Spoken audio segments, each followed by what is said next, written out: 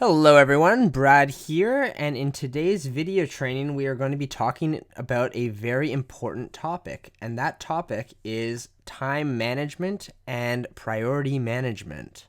And this will be a long training, so unless you're planning on getting focused and paying attention, I wouldn't even start this video.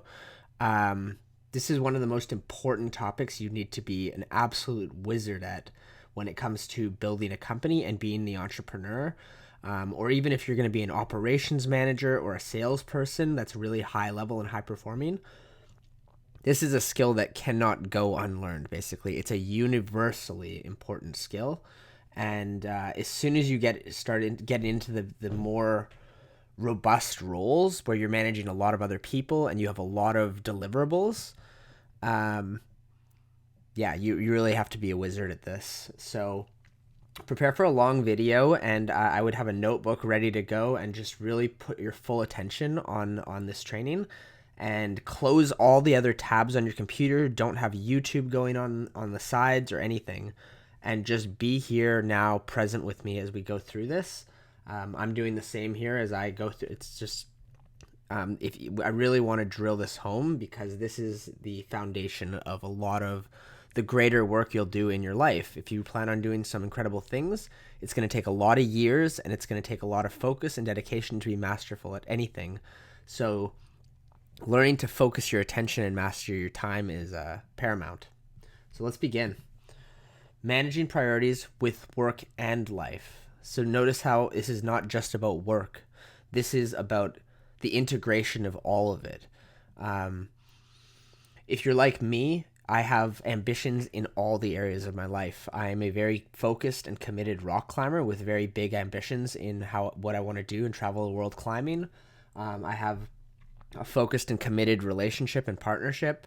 I have a couple of different. I have this business, the 𝐂𝐞𝐫𝐞 Academy, where we're coaching entrepreneurs and painting entrepreneurs how to build their business, as well as I have my own personal painting franchise where we're doing all that. And then I also have another company called Foundations. So between my painting business and Foundations, which is my personal development company, that's a lot of stuff. And if I'm not crystal clear, that's almost too much to have two businesses and a full-time passion hobby. That's kind of three things. And for me to be good at those things, I have to pretty much only do those things. And I have to make it all fit together in an integrated way. And this is a very internal journey, all of this. So we're learning to manage our priorities with work and life integrated. Show me your calendar and I will show you your priorities. So I know a lot of people who are good at what they do and they have not yet made it to the calendar life.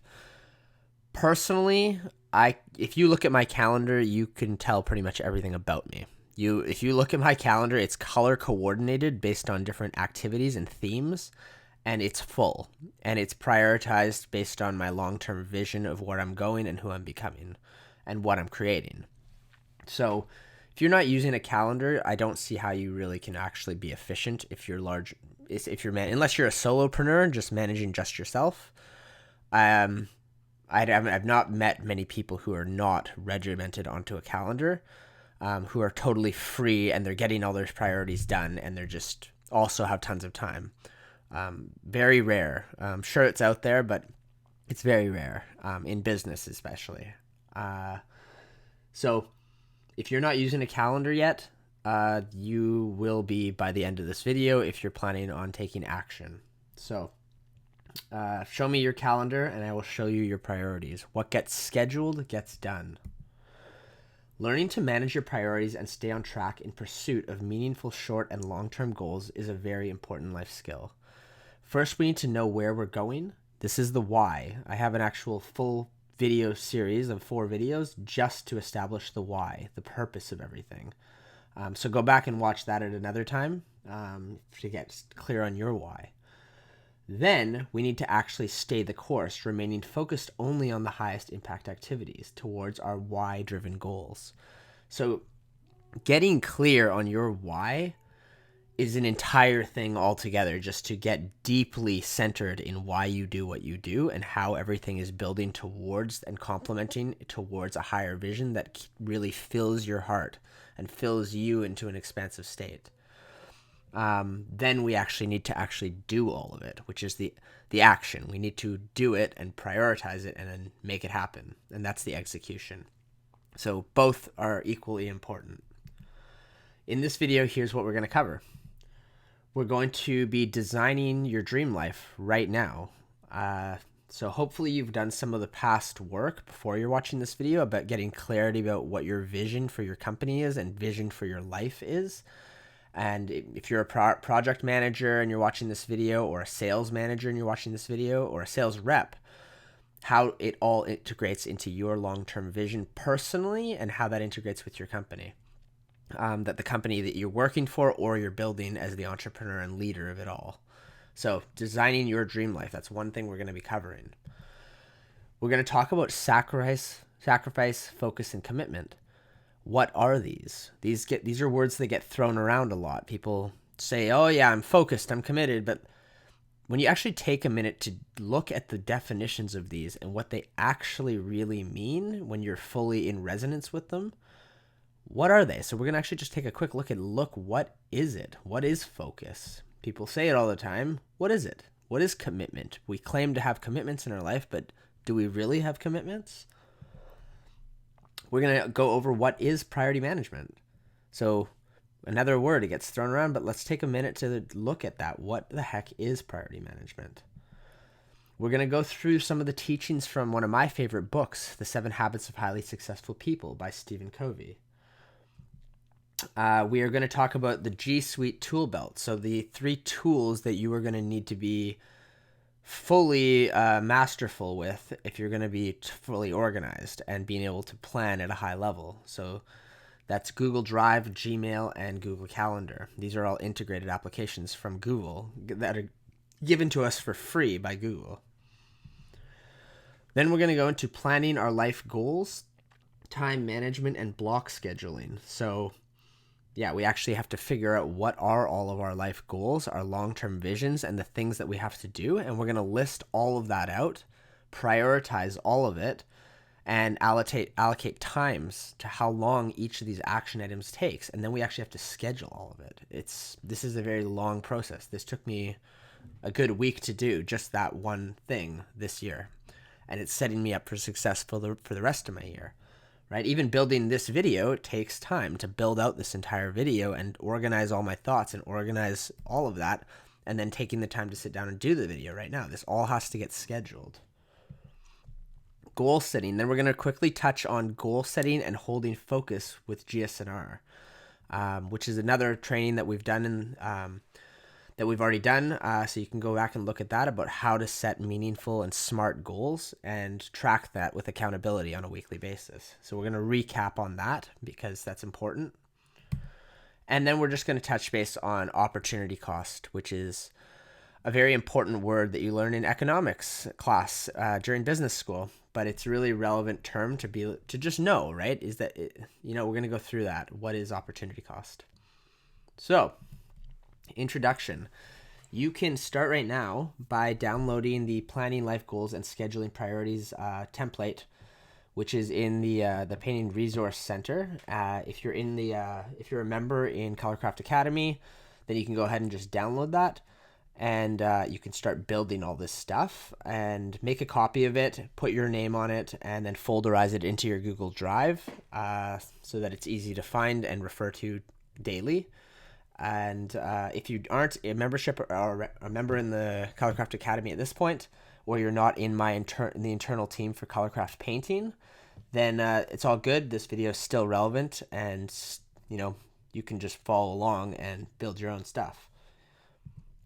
So, almost all people, and especially all entrepreneurs, get into business for the same reason, and that reason is freedom. That's the reason why I got into entrepreneurship. I wanted to be free. And if you pretty much ask most entrepreneurs, this is a huge driver of what they think they're looking for when they start on the entrepreneurial path. And the purpose of this document And this video is to provide guidance with creating commitments, prioritization, and scheduling action plans to live in alignment and live a life of freedom in integrity with your greater why. So what you're really trying to do is schedule in all of that freedom. It seems almost like a catch-22 because you say you want to be free, but then you need to be insanely disciplined in order to gain the freedom when it comes to business from that kind of a perspective. So it's almost ironic. It's like, for me to be free, I actually have to be more disciplined so that I can be much more free and open later in life. Whereas if you just go and be free now and don't do anything and you don't take, and you're nothing constrains you, you kind of get trapped later when you haven't done any of the work. So that's been my observation. We want freedom, and that's really what this video is about.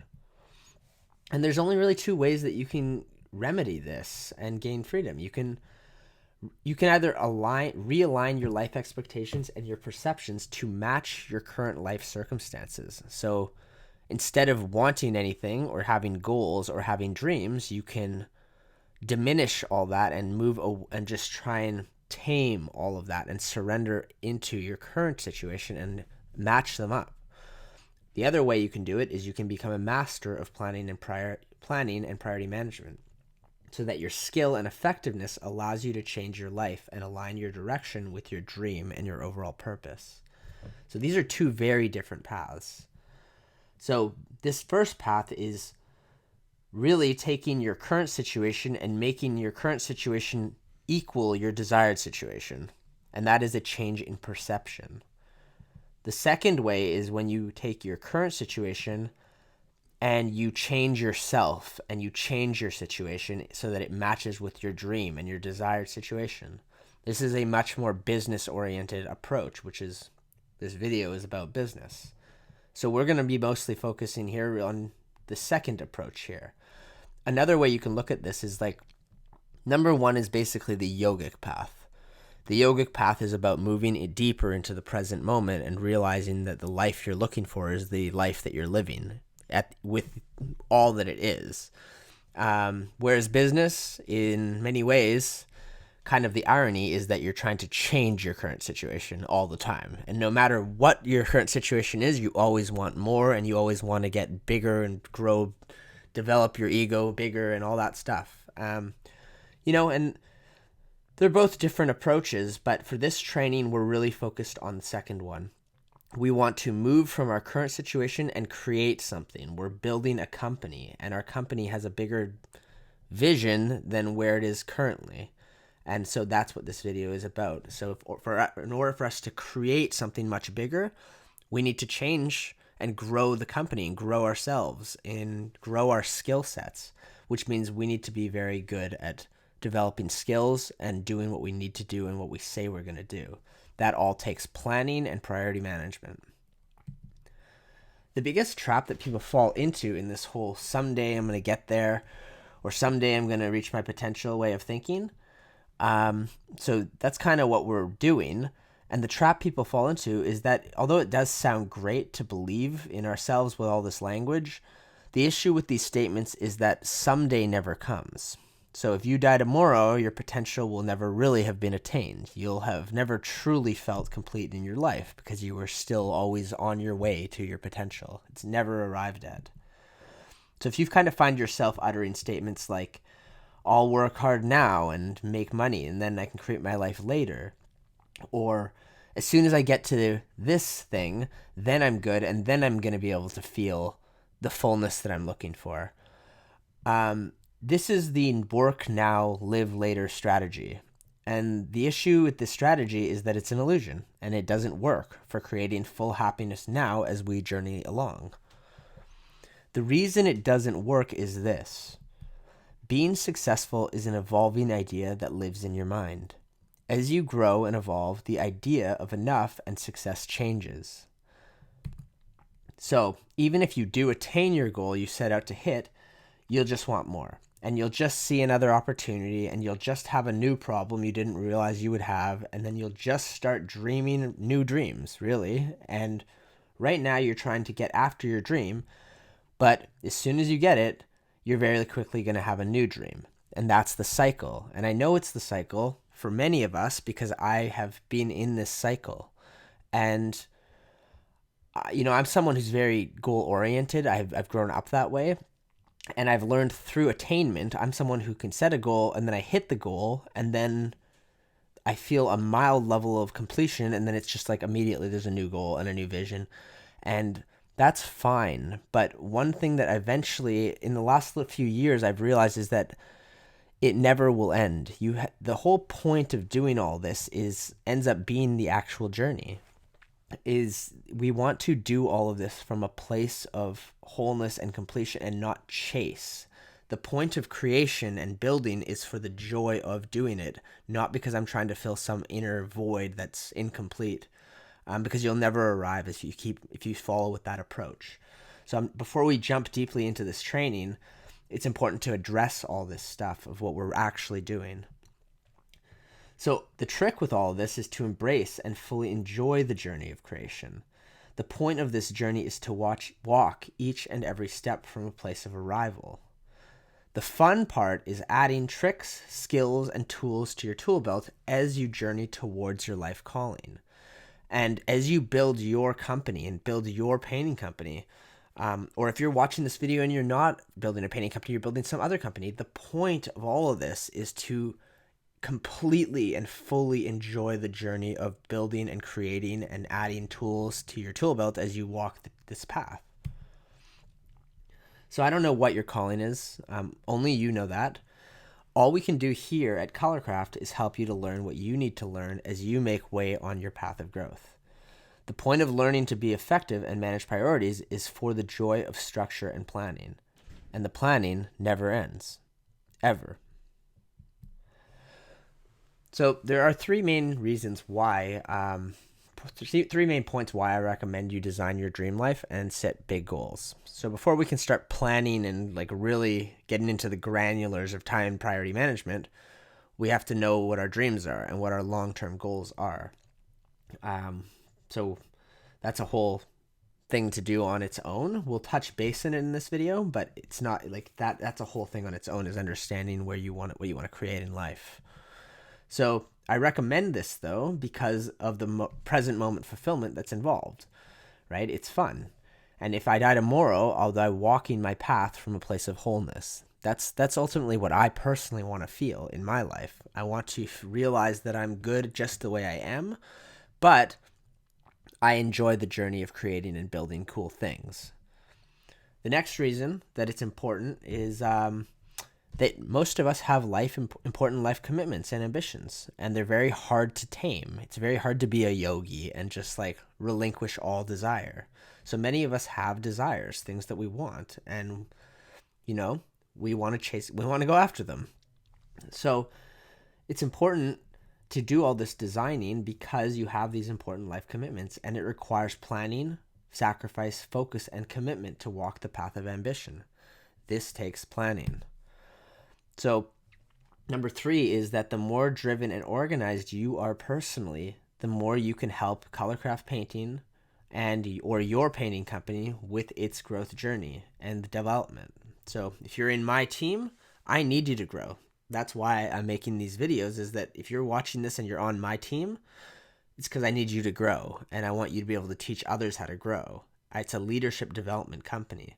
So it's a win-win because me making this video helps me remember and refine all this stuff. You watching it helps you remember, and then you can start teaching it to your teams and below. So the other reason to become masterful with priority management is that you will raise your team up, right? So if you're trying to grow a business, you can't without other people who are at the same caliber or as you. You want to surround yourself with other A players who are going to raise you up, and you're going to raise them up. And that's how it goes. It ends up being an average of all the main players. So the skill of priority management, goal setting, and strategic planning benefits the whole team and all the people around you. As you cultivate this skill, everyone around you grows as well. So when you take care of your team living an aligned life, it'll make a huge, important impact on their performance. Your team will be grateful to you for caring deeply about them and their whole life and creating a company that empowers their whole life. But you can't teach what you don't learn and what you haven't mastered. So this training, which we're going to eventually get to on priority management, is a skill that's very fundamental. And once you know it, you can teach it to others, which they're going to need to know if they're going to plan on having other people who report to them and big dreams of their own. So one of the things we're going to need as we go on this journey of growth is sacrifice, discipline, focus, and commitment. But the question is, what are they? So let's dive into that. Sacrifice. So if you look up sacrifice, here's some of the things that come up. Destruction or surrender of something for the sake of something else. Something given up or lost. So you have to give something up. That's what it is. You have to give something up for the sake of something else. You can't have it all. I mean, conceptually, I don't know, from a state of feeling, potentially, maybe you could have it all from that way. But from a business point of view, we can't have it all. We can't do it all. We have to sacrifice in order to go for something else, right? So feel into that for yourself, but think on that. Sacrifice, and what are you willing to sacrifice as you go on this journey? Whatever the journey you're on is, whether you're enrolling for a huge role as a production manager, maybe you're enrolling in a leadership role and you're going to take on an entire franchise division. Maybe you're just starting your company and you want to take it to $1 million to $5 million, or not starting, but like you're wanting to go and grow, like into a heavy growth phase. What are you going to sacrifice? When you fully walk any path in life, sacrifice should be expected. The question is, though, what are we going to sacrifice? What we want to do over time is get more and more clear on our highest values so that we can sacrifice our lesser values. What we don't want to do is sacrifice important core values in pursuit of less important values. And this is why it is so crucial to really know what you're doing and where you're going and who you're becoming and what are the higher values and what are the lower values. If you do this right, the process of sacrifice becomes clear and joyful. So once you know the truth of where you're going and you're really clear on that, you're not really even sacrificing because you're giving up something lesser for something more important. Why is that even it's not even a sacrifice. It just becomes obvious. So people often sacrifice important life commitments in pursuit of business, justifying the behavior with, as soon as I get this, then I will be more balanced. And as we already kind of just covered and discussed it, that day will never actually happen. So you'll end up building habits and patterns around overworking and overall discontentedness as you journey to always get somewhere other than where you are. So we don't actually want to sacrifice. We actually want to get more and more clear so that the things we're sacrificing are things that are less important to us. That is the key to it. The sections to come, we'll be discussing our important life commitments and the priority of values, so that when we build a well thought through life plan, we're not sacrificing the important stuff. What we're going for is the ability to actually play the long game in business, and we cannot play the long game if we're unhappy and overworked. This is called burnout, right? Burnout is definitely real. I have been through burnout. Several times I've been through burnout, and it's been years now since I've gone through burnout because I've just really learned the skill of balance, finally. And it took a long time. But to really come into balance so that you can play the long game, which is one of my core principles for not only my business, but just in all creation. Like playing the long game has helped me, and it has helped me move away from burnout. Burnout happens. It happen. I've coached a lot of people, and a lot of people go through it. It's true that sometimes in life we do need to move radically out of balance to get something done. Like sometimes you just do need to grind, which is a skill in itself. This ability to just be tenacious and actually do it when the time comes, you just get it done. But you can't operate your whole life that way for long, long periods. That's burnout. So just like starting a business or a new job or moving through a steep state of growth, sometimes working really tenaciously and hard for a period is okay. But this is typically not sustainable for long-term growth. Self-discipline, the next thing. So you hear discipline a lot. People say the word. What is discipline? So really think for a second. What is discipline? What is discipline? Self-discipline defined. Self-discipline is the ability to push yourself forward, stay motivated, and take action regardless of how you're feeling physically or emotionally. Motivation and willpower contribute to it, and as do persistence, the ability to follow through on your intentions and hard work. The part here is you get things done and take action regardless of how you feel. So sometimes I want to go to the gym and I'm really I'm so stoked, but sometimes I don't want to go, and then I go anyways because that's literally on my schedule and I follow the schedule to a T. I'm disciplined to the schedule because the schedule is leading me towards my vision. So a lot of people follow emotion. Emotion is very important to tune into, but to follow it all day long, every day, you won't be able to follow a schedule really. So if, men are a lot more able to, I think women are a little bit more emotional in general, but it's really important, I've learned, is to listen to your feelings and to tune in to your feelings in a very deep way. But not all the time, because sometimes you're just doing the things you have to do, which should be guided by the original feelings, right? So when I'm really figuring out the why of my life, that is going to give me all these intuitive understandings and feeling. Like I already kind of know my life calling. There's a deep knowingness under there. But once I've tuned into that, you can kind of start thinking through things and planning based on that deeper internal feeling. And then you can secure what you're going to do. And what you have to do is not always going to be the things that feel good. And that's why I can't just follow the feelings all the time. I have to tune into the deeper feeling, which is kind of where the why and the greater purpose comes from. But when it comes down to the actions, I'm not going to enjoy everything. It sucks sometimes when, if you go to the gym and those last couple of reps when you're absolutely exhausted, they don't always feel great. You're absolutely torn apart. But those are the reps that count the most. If I just put it down because my body feels like it's too heavy, then, well, I'm kind of skipping the most important step. So this could mean a lot to a lot of people, but self-discipline is going to be something that's very important for you. So assuming we have the self-discipline, the next thing we're really going to need is discipline towards what? How do we know what to discipline to? That's where focus kicks in. We need to focus. One of the most difficult things to do right now in the 21st century is remain focused towards one objective for a prolonged period of time, which is the only way you'll ever gain any of the compounding effects of effort, is through staying the course with something for a very long time to be able to gain mastery. So what is focus? So if we look up the definition of focus, we find that it is a state in which things are seen clearly and sharply. A state or condition in which something can be clearly understood.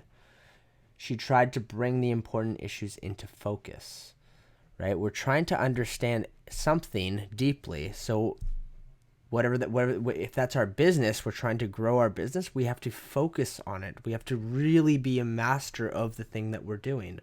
Right? At this time in my life, I'm really trying to gain mastery around the residential and commercial painting business in my province, right? I'm focused on that. I'm developing content on that. I'm developing trainings for my team so that everyone can understand this thing deeply so that we can be really good at what we're doing, right? This is focus. This is what we need in order to do well in life and with the things that we're trying to do. So when a horse runs a race, have you ever noticed that they wear blinders? The blinders are there to tune out the distractions so that they can focus on what is in front of them. Now, the issue with humans is we don't really wear blinders in this way, and it would look ridiculous if we did, but we do actually have to put up our own invisible blinders and completely tune out anything that is distracting us from our core, from our focus, from the thing that we have proclaimed to be our outcome that we're looking for in our life. So if you're taking your company and you're building your painting business from 500,000 to 1 million this year, that is going to take some deep, serious focus, and you're going to have to create a lot of systems, and you're going to have to focus on the development of those systems. So you're going to have to put up your own blinders to all the things that you know are distracting to you, right? Everyone's different, but you know yourself better than anyone else. So you have to go and put up your blinders, just like this horse. Block out every distraction. The higher self must have the foresight to block out everything. The next thing that we have to really understand is commitment. Commitment was an interesting one when I looked it up. It is an agreement, and it's a promise to do something that you will not break. It's a promise that will not be broken. Like a marriage, right? It's a commitment. It's supposed to be an unbreakable promise. So that was one of the definitions, which I really liked. Number 1 up here is an agreement or a pledge to do something in the future. Number 3, making a commitment involves dedicating yourself to something like a person or a cause. A commitment obliges you to do something. Some commitments are large, like marriage. When you take a job, you're making a commitment to show up and do the job. You make a commitment to your employers so that they'll pay you. But when you really think about commitment at its deepest level, it makes you wonder, what are the actual commitments I have in my life? What am I deeply committed to? And I think a lot of people don't necessarily have as many commitments as they actually think they do, because if it's actually a commitment, something that you will not break, a promise that cannot be broken, that changes the context of what a commitment is. Maybe that's why we have so many disagreements and miscommunications, because different people understand commitment to be different things. So, when we were kids, this is how we used to make commitments. We'd make promises to each other with the pinky swear. But, and I think maybe even the pinky swear when you were a kid was almost even more important than some of the promises and commitments that people make today. So if you want to live a balanced life and grow in a variety of categories, fitness, health, business, wealth creation, romance, friendship, spiritually, you need to be very effective and disciplined with the time that you allocate to each activity. So at the end of the day, you have 24 hours a day, just like everyone else does, just like I do. And the only real way to get better is to be more effective and really disciplined in the time that you allot to each thing, and making sure that the time that you allot to things deserves any time at all. So many things don't deserve any time to be allotted to them, and yet we give it time for whatever reasons. So, I have a lot of goals in my business life. I have a lot of goals in my relationship life. I have a lot of fitness, and not even fitness goals, just rock climbing goals, things that I climb, like mountains and these big epics that I have to train for. So I have to be very disciplined with my time.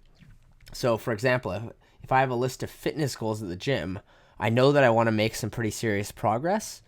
I have to decide that I'm going to go and allocate, let's say, 2 hours every other day to training. And in those 2 hours, I really need to make those 2-hour sessions count. So I need to be fully focused and present during my workout sessions. I need to allocate time to building an effective workout plan. I need to the first step is making a really good plan so that I can be effective in those 2 hours. And personally, I see a lot of people at the gyms that don't have a plan. They don't even have fitness plans. They're just at the gym, which is a good start. But to actually make progress once you hit your first plateaus, you need to be a lot more regimented and planned, which is what this video is all about, is priority management and really making the time you have count. That's what time management is all about. So this is the same thing that must be said in all the things that you do. So I need to ultimately live a focused and disciplined life. No matter who you are, eventually you run out of hours in the day, and the only way to grow is to become more effective in less time. This is the path of the entrepreneur. When one strategy is no longer effective enough, you have to adjust the strategy and continue your path of growth. So the work harder strategy alone will only lead you to sacrificing your other life priorities and important core values. So you must grow yourself and learn how to be more effective, disciplined, focused, and present with all the things that you're doing. You have to master your craft and work smarter.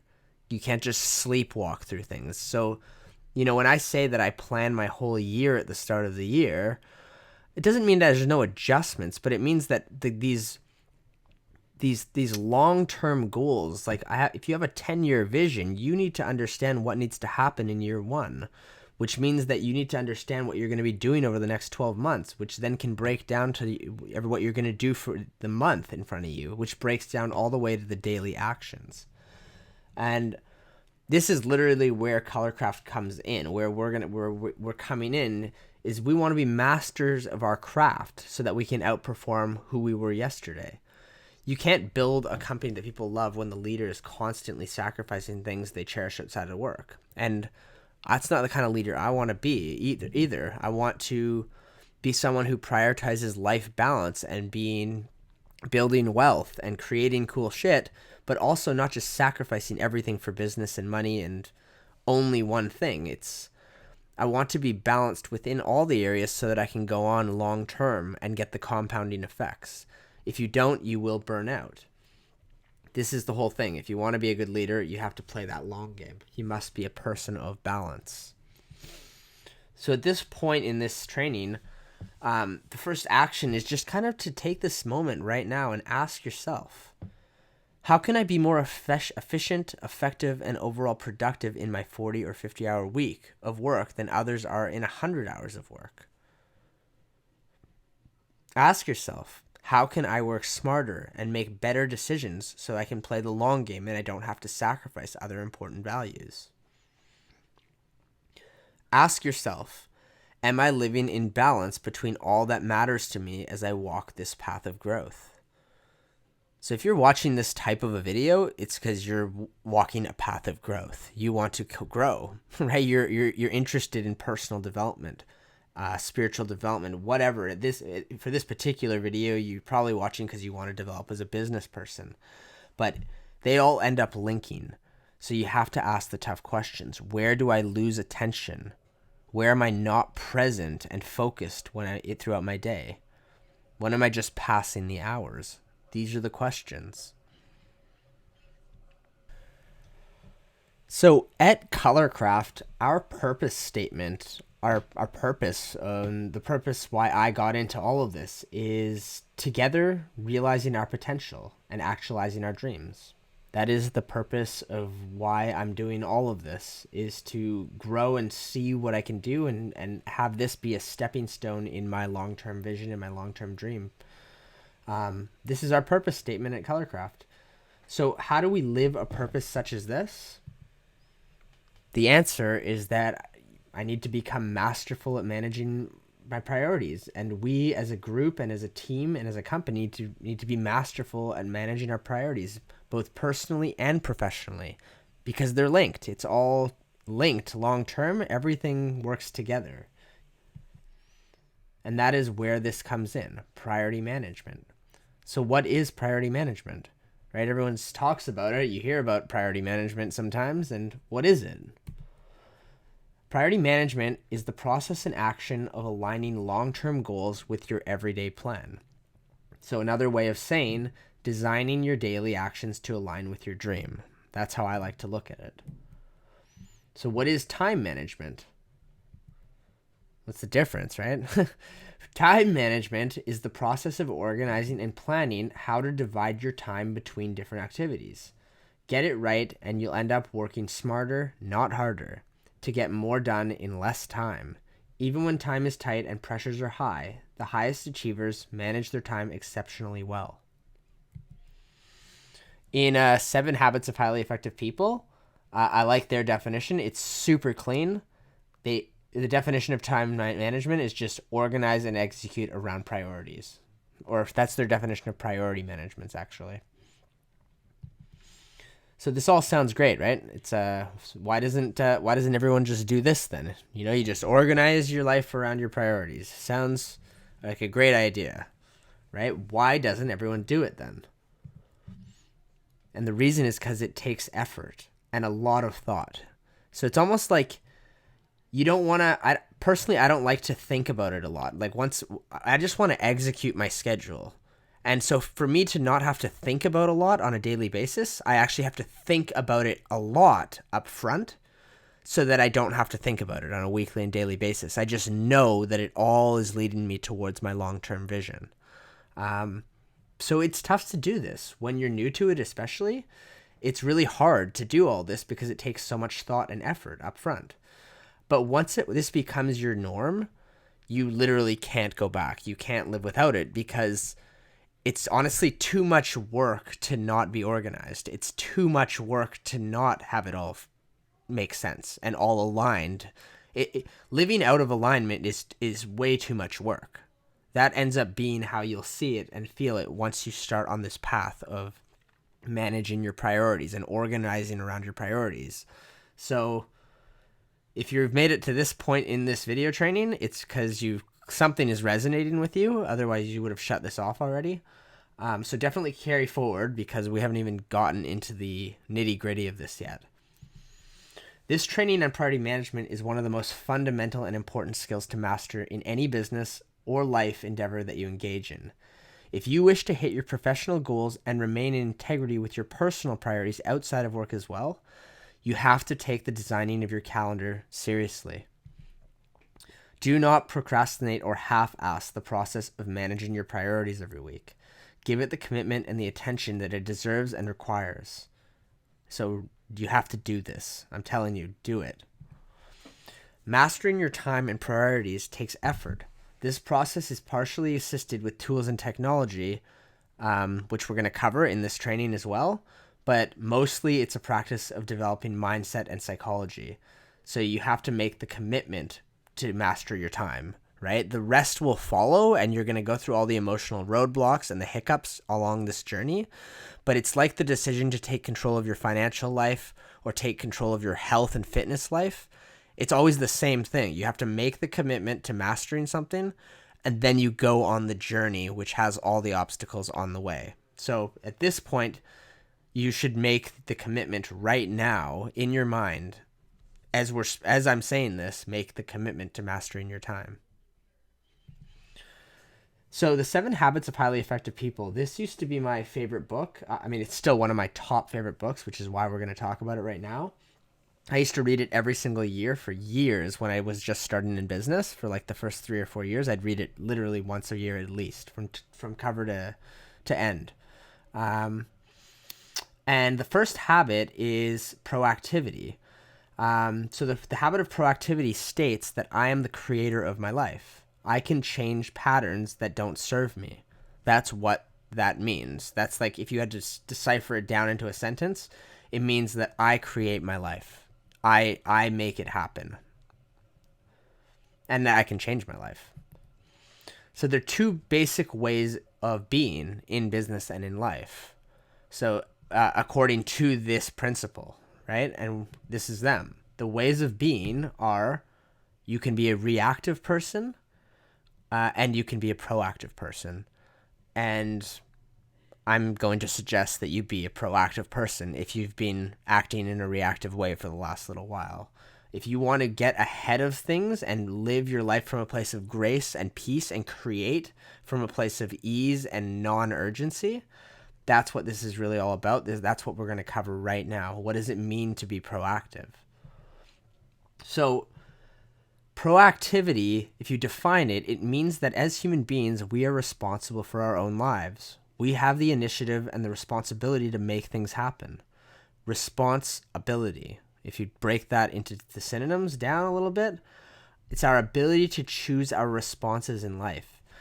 Proactive people do not blame circumstances or others for their behaviors or feelings. They know that their own actions stem from their own values and their own choices. Reactive people, or reactivity if you define it, reactive people are often affected greatly by their physical environment. Proactive people create their own internal environment. Reactive people are driven by feelings over values. They just let the moment-to-moment feelings decipher what they're going to do.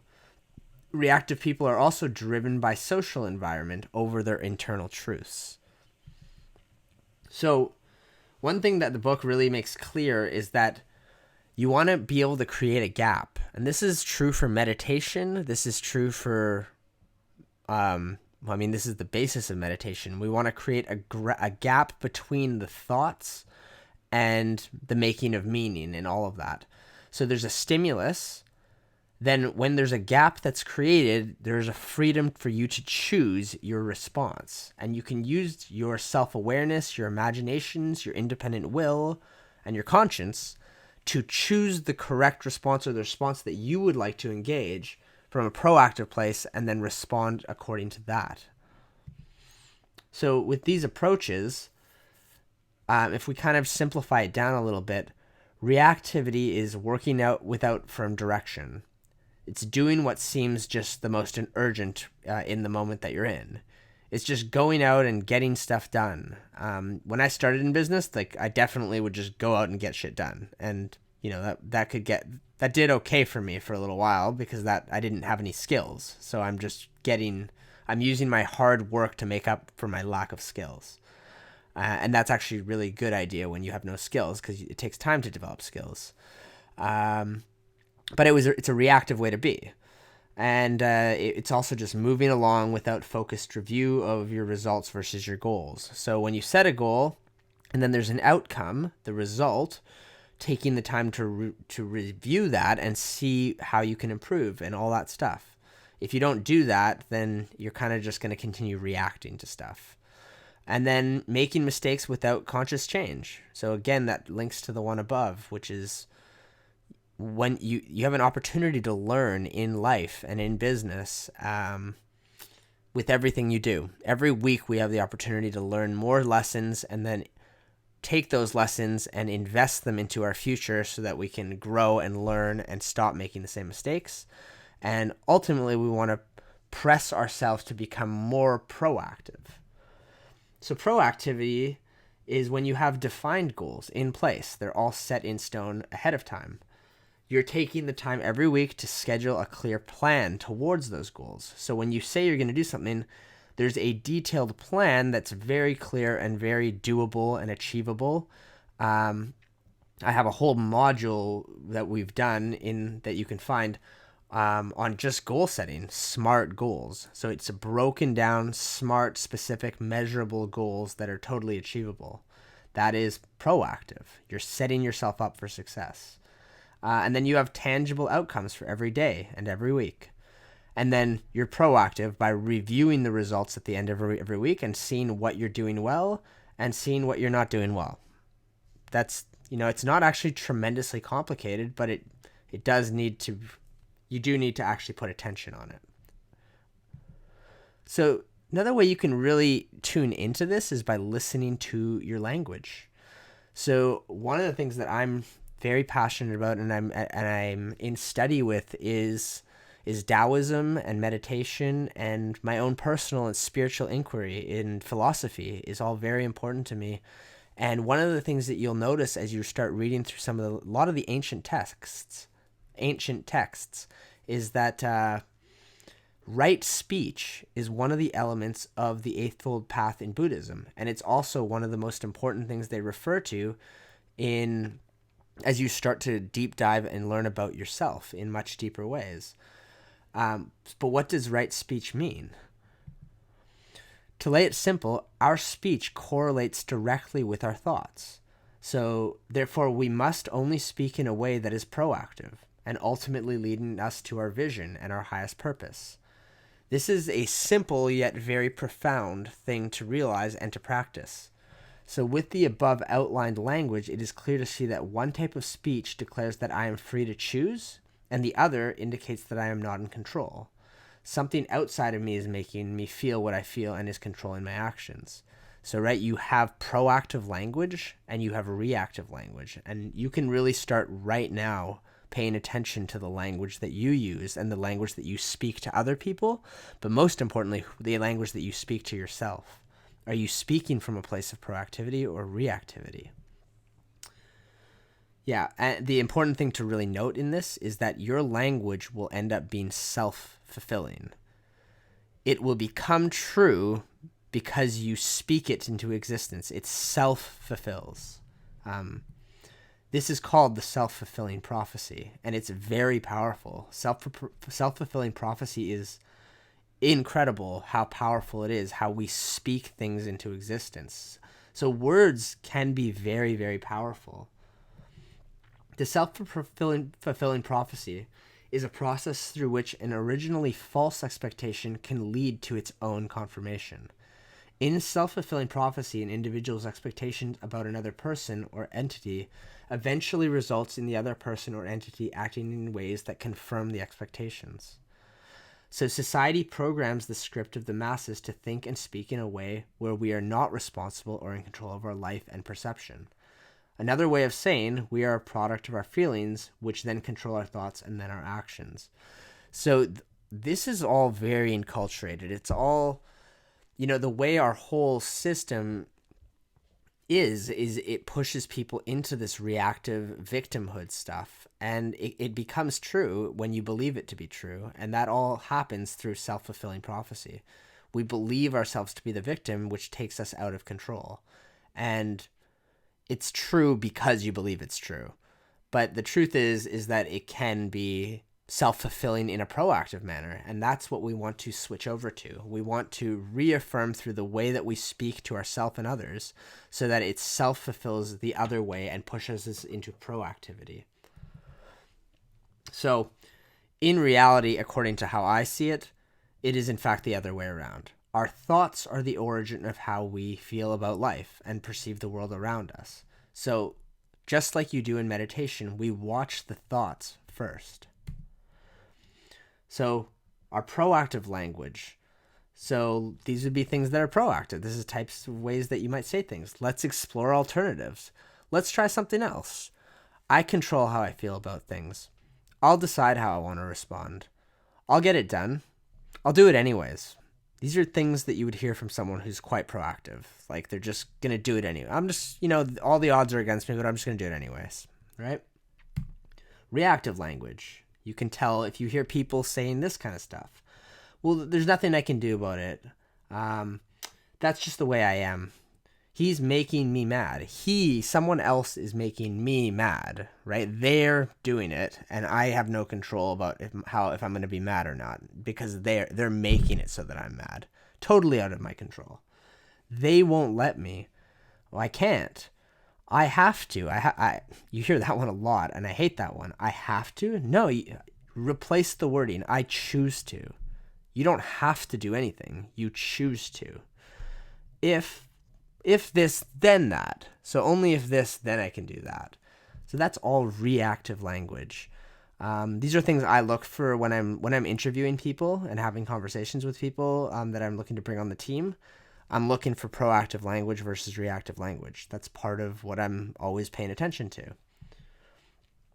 Another thing that we want to keep conscious of we want to bring to our conscious attention, is our circle of concern, our circle of influence. So this diagram is quite profound, especially in today's worlds of distraction and confusion. And it has everything to do with where we focus our time, attention, and our energy. So a lot of people actually lose their energy because they're putting their attention on things that are literally out of their control. Like there are things that are just out of our control. And it's exhausting to put energy on those things if they're things that upset us because we can't actually do anything about them. So those would be our areas of concern. They're not in our circle of influence. They're in our circle of concern. When you put a lot of energy on your circle of concern, which the way we would define that is things that they might concern you seemingly, but there's nothing you can do about them. It actually makes us feel smaller. It pushes us into contraction, and it actually shrinks our circle of influence. The circle of influence, on the other hand, are things that we can do something about. And this is pretty much where we only want to spend our attention and put our active energy on, because we can do something about them, right? And then, of course, there's everything that's just outside of our circle of influence and our circle of concern. And they don't matter to us at all. We're not interested. We don't care. But as we put attention on the circle of influence, the things we can do something about, it's within our locus of control. It actually starts to expand our circle of influence so that we actually can do something about more things, because our energy is accelerating and our whole essence is expanding. We can do more about more, right? This is kind of like the president of the United States, right? He has a much bigger circle of influence because he's an influencer and he's a leader, even if he shouldn't be. But that's just judgment. But at the end of the day, he is in that position, and he's gotten himself to that place.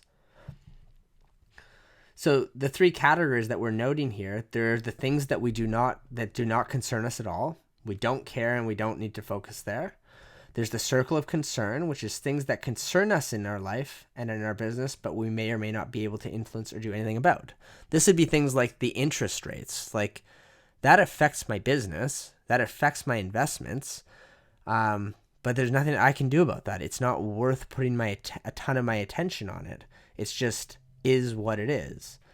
And then there's the circle of influence. These are the things we can influence in our life and in our business within our circle of concern.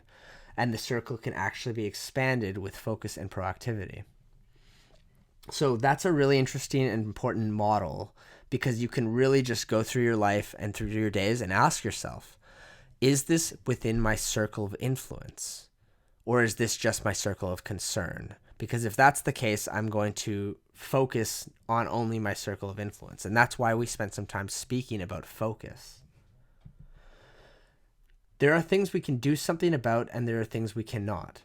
Proactivity deals only with the things that lie within our circle of influence. So a proactive focus expands the circle of influence as we put our attention on it, and reactive focus puts contraction pressure on the circle of influence. It shrinks our circle of influence, right? Because we're just putting so much energy on our circle of concern that the circle of concern actually keeps getting bigger. It's actually pushing it in. I feel there's more and more things that are out of my control, and I'm putting my energy on them, which then takes up more of my attention and more of my time. So then I'm less proactive in life. So hopefully this is clarifying to bring these things into awareness. Proactivity, reactivity, circle of influence, circle of concern, right?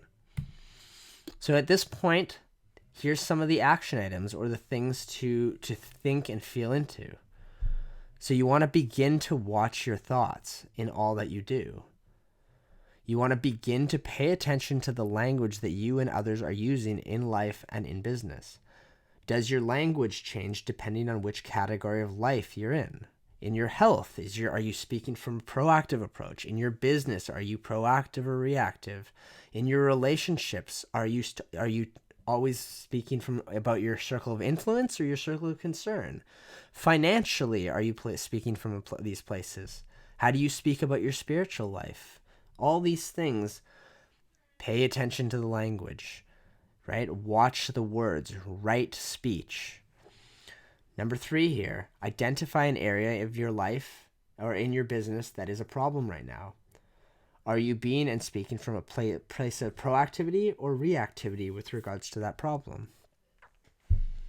Number 4, identify 3 or 5 thought patterns or things you say often that are outside of your circle of influence. So I would actually just pause the video right now, and if you can, and you're in a place where you can actually just take some notes and actually do these action steps, because they're actually simple action steps you can do right here, right now. So we're going to move on. If you need to take a break, I would take a break and pause the video and come back. And we're going to move on to the next section.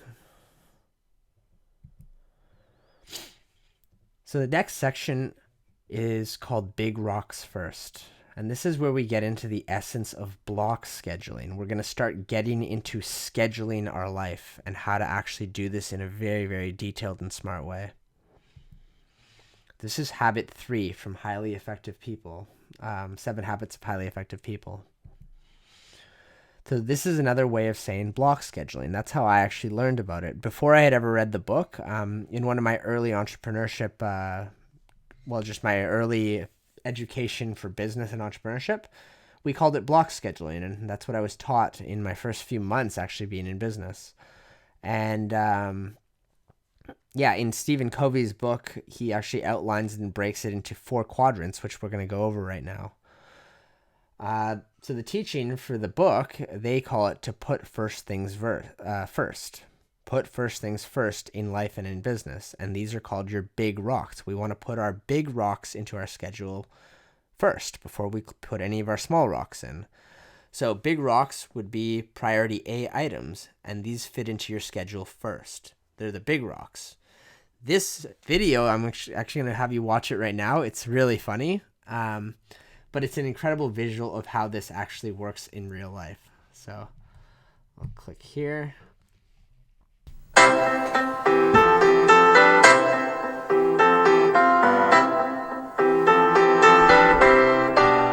Okay, now you have all written down what the first things are to you. And you also have written down what is one activity in both your personal and your professional life that you know, if you did it superbly well, that it would have marvelous results. Okay, now let's get into the heart of the application of this paradigm, which focuses upon relationships and principles rather than things, schedules, efficiency, and control. I need a volunteer. How would you like to consider that?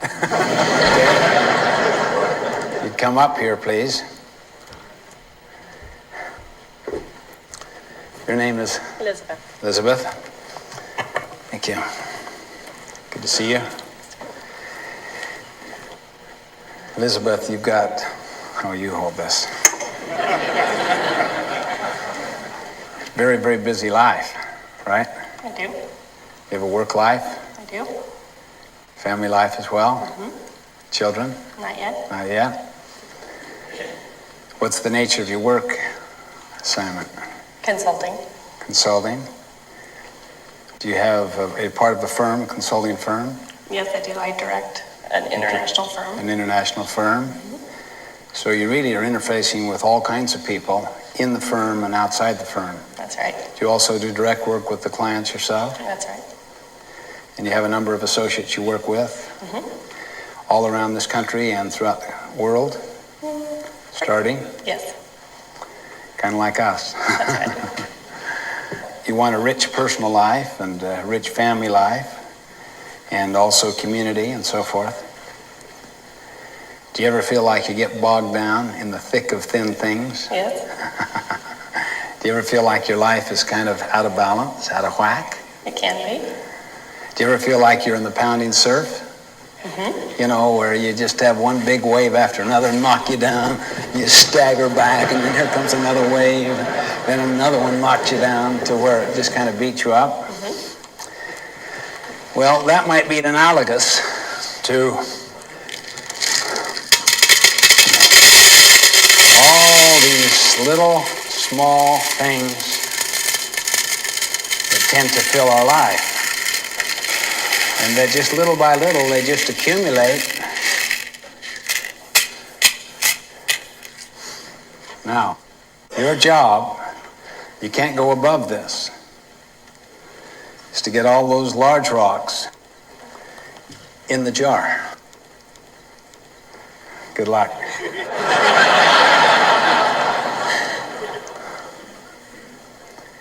I'll describe each of the rocks as she puts them in.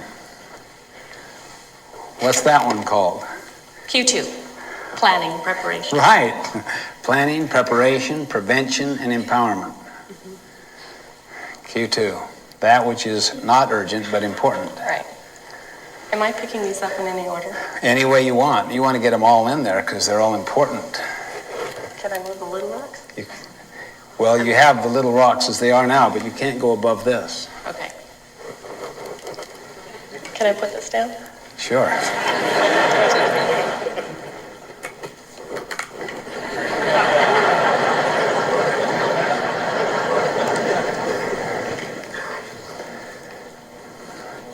Okay, the next rock she's putting in there is called relationships and family.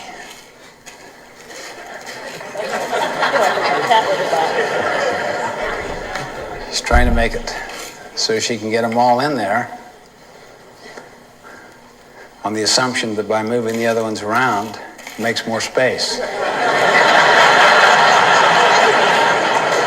You didn't look at that third rock you put in there. That's employment, some key employment issue, and then you put major projects here. I can't get it above there. I haven't worked it yet. Oh yeah, that's right.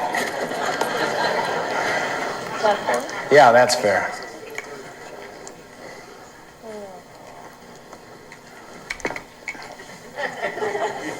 It's not going to work. That's called service, community, church.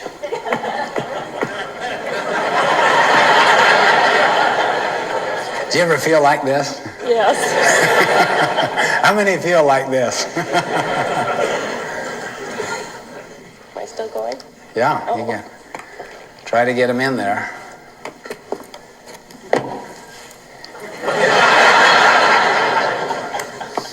You're a hands-on person. I am. Well.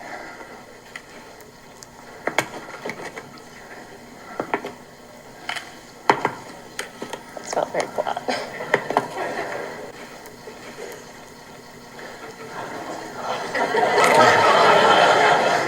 She just put down the sharpen the saw. How many frequently do that? I just don't have time today to sharpen the saw. You ever been too busy driving to take time to get gas?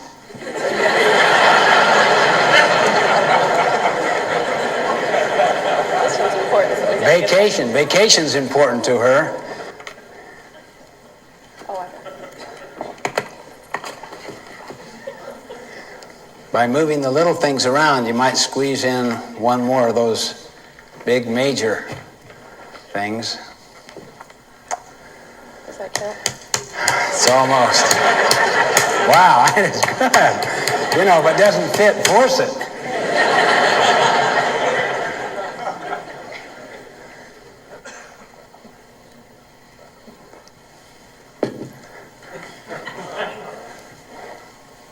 Do I have to really put all of these in here? Well, no. You can neglect a big opportunity if you want. No.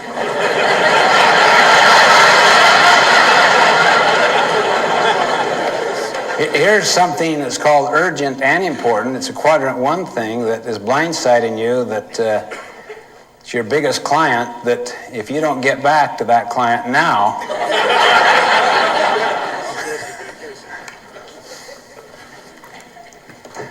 you've given up your vacation. And you have no special block of time just for yourself.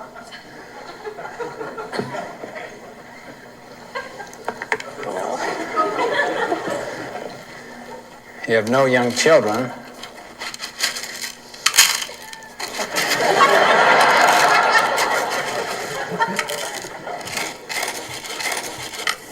I'll tell you what you can do if you want to. What's that? You can take a whole different approach. You have a totally fresh bowl.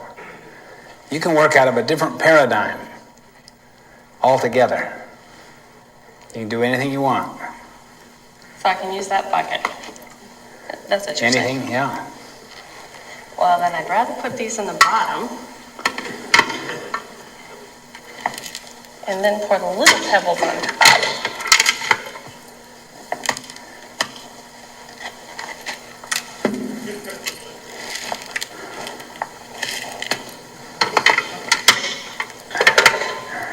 Vacation. Okay, she has sharpening the saw, planning, preparation, Spouse, spouse, vacation, employment, big opportunity, big opportunity,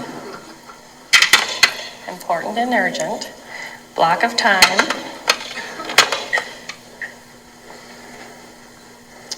community, church. Those young children keep looking at me. Glad my husband's not here. No, I dump these in there. okay?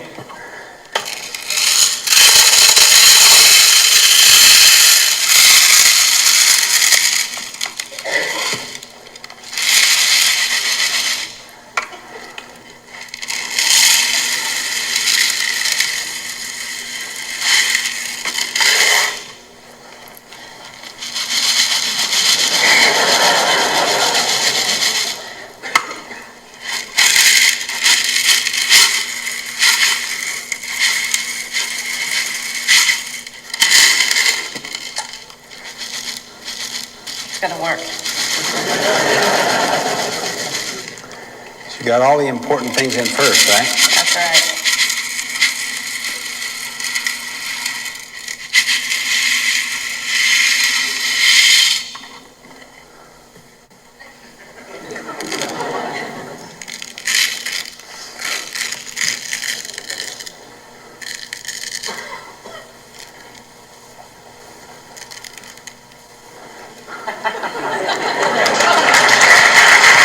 That's great.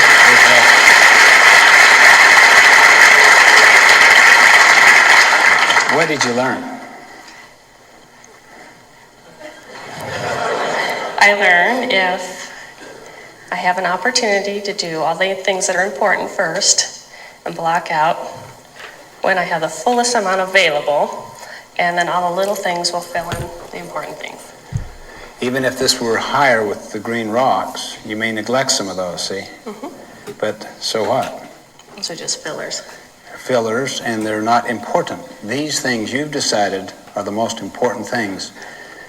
Did you also notice anything else about each of these things? Common characteristic of each of the big rocks.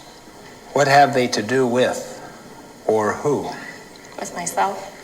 Self, Some had to do with others. They all with others, and affected all others. had to do with relationships and different roles that you've got.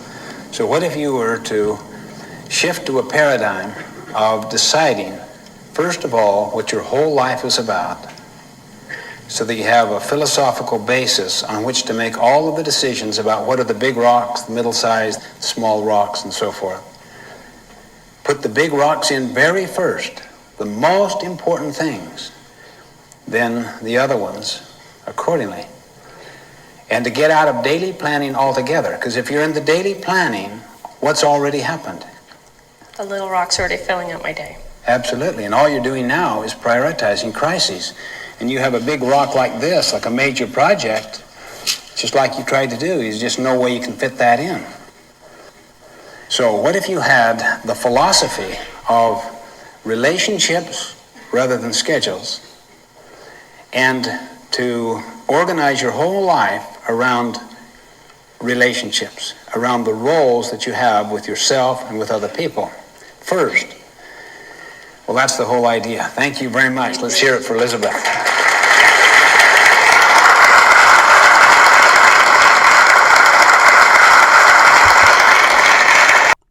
So you can see from watching that video that it really clarifies the importance of understanding your priorities, understanding what is an A priority, what is a big rock in my life, and what is a C or a D, a pebble in my life that's just filling the space before I'm able to get in the things that are important. And so at the end of the day, it ends up being you kind of have to get really clear on what are you doing in life? What is your life about, so that you can even understand what a big rock is for you. He touched base on this in the video, but we're going to go through what the 4 quadrants of management of time are. It's the management matrix. And he speaks quite heavily about this in his book, The 7 Habits. So I would recommend reading the book. But the 4 quadrants we're going to cover, and what the top quadrant, the proactivity quadrant, is. So have you ever felt like you worked a lot, did a lot of things, and yet didn't accomplish much at all? Why does that happen? What tasks were you focusing on? Were you doing many things versus doing the right things, is what happens to most people who are beginners in goal setting. Time management is really better called self-management or priority management. So we're going to explore those quadrants and which of the 4 you find yourself in the most often. So only you can really answer that for yourself. But basically we spend our time in one of the 4 ways within the 4 quadrants. So there are things that are important in life, and there are things that are not important. And then there are things that are seemingly urgent in our life, and they actually are urgent, and there are things that are not urgent. So you can kind of look at this matrix right here, and you can see where we probably want to be spending our time. So clearly, anything that's not important really we shouldn't be spending our time on things that are not important, regardless of whether they're urgent or not urgent. And then I also don't want to live my life from a place of crisis and urgency. So the place that is the most proactive is ultimately the not urgent, important area. That's where we do our most creative work. That's where we do our best work for our life. This is where we stay on top of things and we get important things done before they become urgent. That's where even making this video, which I'm doing right now, would be a not urgent, important activity. It's important that I teach this stuff and I help as many people as I can with their priority management. But right at this moment, it's not like absolutely critical. I'm trying to build these trainings for next year and the following year and every year after that in order to leverage my time. So this would be a not urgent, important activity. And this is really where I want to live my life. So you have to ask yourself the tough questions and decide for yourself what fits into what quadrant. And this requires a lot of thought. So urgent, as you can see, are activities that seemingly require immediate attention. And then important activities are things that have to do with results. And results have something to do with things that contribute to your mission, your values, and your highest goals and priorities for your life. So quadrant 1, let's first talk about that. Quadrant 1 deals with significant results that are important and they're urgent. So we all do have some quadrant 1 activities. So with me, like a quadrant 1 activity would be like if, something happened, somebody fell on a job site and there was a serious safety issue and like somebody got injured and has to go to the hospital. That's important to deal with right away. And it's also urgent. So that happens. Quadrant 1 things come up in our life. For many people, though, quadrant 1 consumes them, especially in business. And in the painting business, there seems like there's always something coming up that's super urgent, like a fire that has to get put out. These are all quadrant 1 activities when we're putting out fires all the time. Seemingly, they're all important, and they're all just like preying on our time, so we never get to relax and we never get to think ahead. If you put all your attention on quadrant 1 will keep on, just like we talked about on focus. If you put your attention on it all the time, it'll just keep getting bigger and bigger until it dominates you. So some people are so worn out by quadrant 1 at the end of the day that the only relief they have is to just fall into not important, not urgent, time-wasting activities, which are basically the essence of quadrant 4. They're unimportant and they're not urgent. So yeah, basically you fall into watching YouTube and watching Netflix and things that just to relax because you're so burnt out from dealing with fires that are important. So if you were to assess this type of person, they are usually 90% quadrant 1 and the remainder of their time is just to escape into quadrant 4. This behavior leaves only a small amount of time available for proactive time to be spent in quadrant 2 and 3. So the result of quadrant 1 is stress, burnout. This is where you're dealing with crisis management and just always putting out fires. If we drop to quadrant 3, there are lots of people who spend most of their time in quadrant 3, which is urgent and not important things. This is things, often we think that they're actually in quadrant 1, but they're not. They're not actually important to something higher, right? Like a higher purpose. So this is a pure reaction state of being on a daily basis. People who are spending their time in quadrant 3 and 4 would be living an unplanned, unorganized life centered around basically nothing.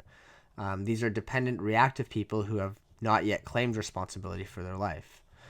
Effective people who live lives of integrity with the higher values and their greater purpose, you won't find them in quadrant 3 or 4. Because those are the areas where not important stuff is located. So they spend most of their time in quadrant 2 and some of their time in quadrant 1 as needed when you have to do something that's urgent that arises, that has to do with your highest calling and the highest purpose of the business or whatever that is, right? You can do this exercise personally as well as in business. So the result of working in quadrant 3 is it's a short-term focus, crisis management. You see goals and plans as worthless. You act like a victim and things are out of your control. and it leads to a lot of shallow and broken relationships. Quadrant 2, this is the heart of effective personal management. This is where we deal with building a life and building a business. Here we are working on things that are important, but they're not urgent. It's not like immediately everything's going to fall apart if it's not done right now. So this is where we're able to creatively build from a place of ease. This is where we do our best work. In business, Quadrant 2 deals with creating vision, making important hires, writing the mission statement for the company, long-range planning, building systems, building video trainings like this. This is all Quadrant 2 activities. So it's important to consider what is Quadrant 2 activity given the role that you're currently in and the company and the deliverables that you're responsible for given your employment agreement.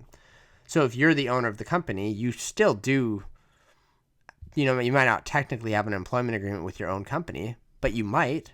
And you will have specific deliverables, things that the CEO of the business is required to deliver.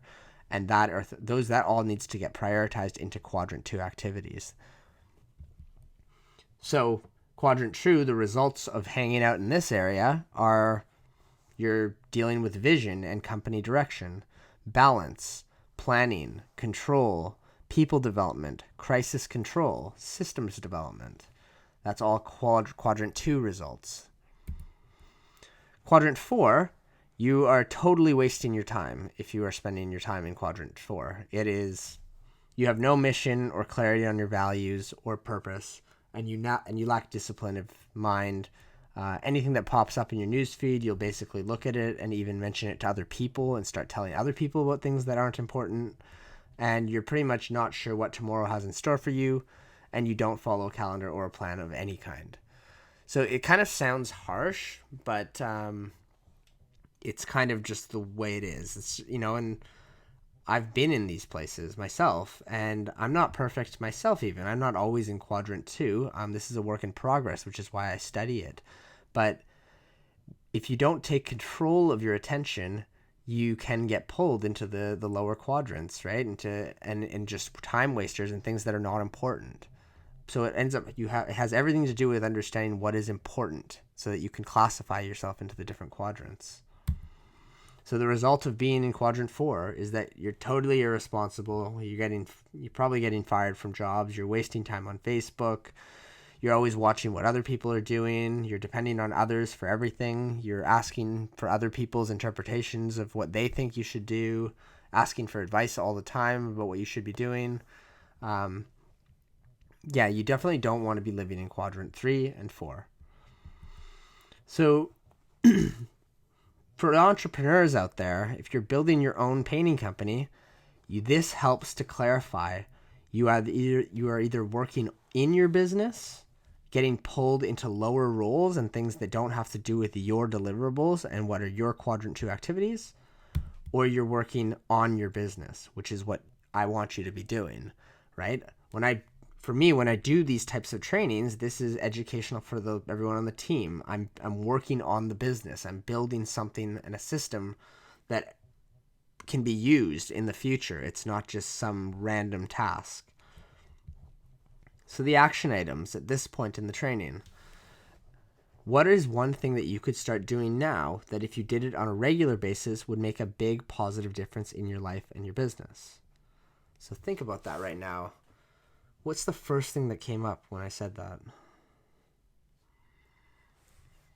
Number 2, what one thing could you stop doing right now? And if you did that on a regular basis, it would make a huge positive difference in your life and your business.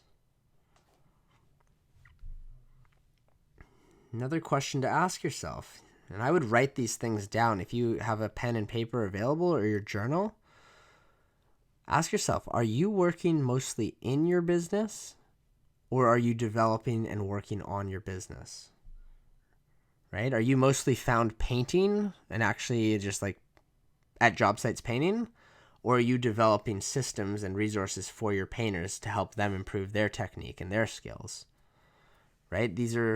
And this will change as you grow as a company. Things that used to be working on your business, in your business, or on your business become things that are working in your business and you shouldn't be doing anymore as you grow. So While the leader decides what first things are, effective management is putting the first things first, right? Once we know what's important, what we need to be doing, then we have to decide what to do in what order and put the first things first, the big rocks first. The next thing we're going to talk about is the G Suite tool belt. So before we can really dive deeply into actually building our calendar, we have to get the software stuff organized. And these are not complicated tools, but they do need to be used and used properly.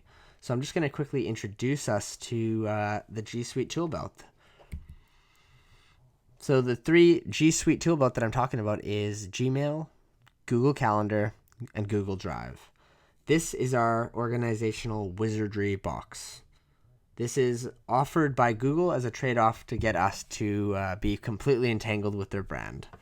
But they are great tools. So they are offered for free. That's what's one of the great features of this, is they're so valuable, and they're free tools that Google offers, because that's part of what they do at their company, is that they're trying to give everyone the tools to organize information. So the first one is Gmail. This is your inbox management skills. This is our first tool to master, as it can easily consume a lot of time if you suck at it. And if you're not good with email management and inbox management, those pull you into quadrant 3 and 4, where you just waste time screwing around in email. You don't know what's what. You're missing things. So I'm just going to kind of give you a quick list of action items you can take right now. If you're at your computer, you could just pause the video and just start doing this right now. The action items for dealing with email and becoming a master at inbox management. So any email that is not relevant or needed for tracking purposes, delete it. So you don't need to keep folderize and store and track irrelevant emails. Just delete them and unsubscribe from them. We want to keep the inbox clear of anything that is unimportant or already dealt with. So you want to unsubscribe to anything that is not directly important for your purpose and your top priorities.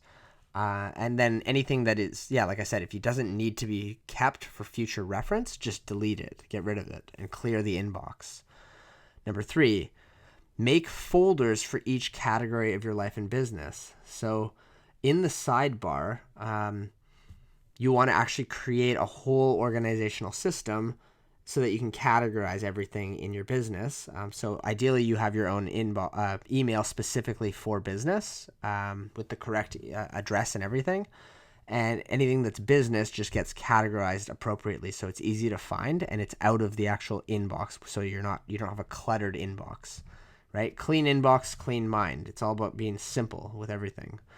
So you want to think through this carefully and go through your inbox and start sorting emails into the appropriate folders for future reference.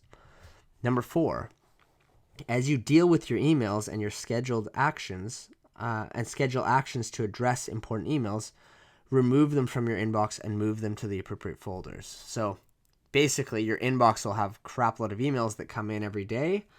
We want to limit that by getting rid of unimportant things, and then just folder things. As soon as we deal with something or we've read the email in full, we want to respond to them, schedule it.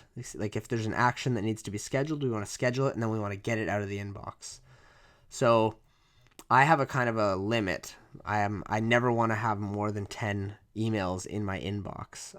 Maybe 15 as you grow your company. You can increase that limit a little bit. But at some point, you'll probably need a secretary or someone who's going to help you manage this stuff. If you're getting you can't manage. If you have more than 15 emails that are undealt with, you probably need more help for managing your admin. So select a set amount that will be the max amount of emails acceptable to have in your homepage inbox, your main screen.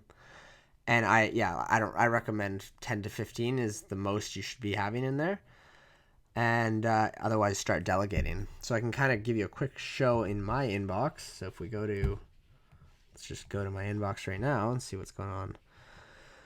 Right, so I've got this stuff. I've got 1, 2, 3, 4, 5, 6, 7, 8, and 9. I have 9 emails. I got some applications to review, some invoices to pay on payday, which is coming up, and a client thing here.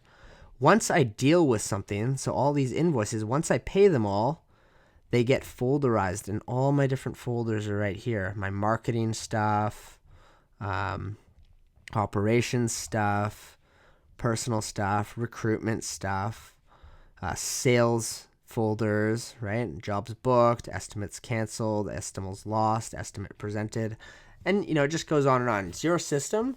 Make it clean, make it organized so that you understand it. Nobody else is really going to be looking at your email. And then you folderize things as they get dealt with. Okay?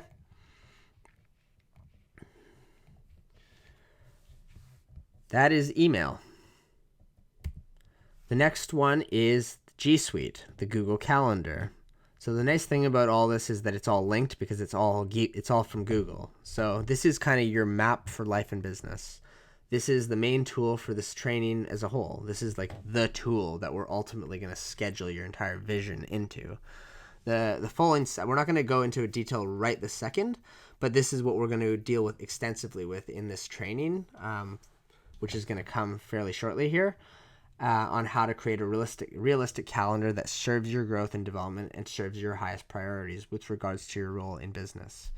So with Google Calendar, you can quickly schedule meetings and events and get reminders about upcoming events so that you always know what's next.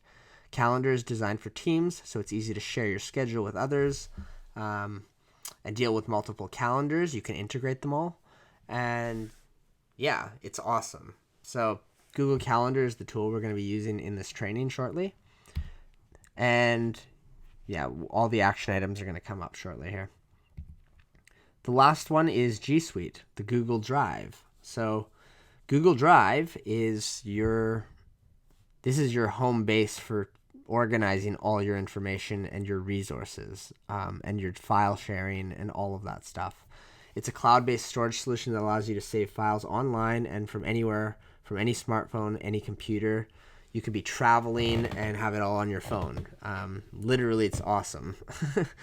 And yeah, it makes you easy to share with other people and collaborate files. So team collaboration, share with people outside of the organization.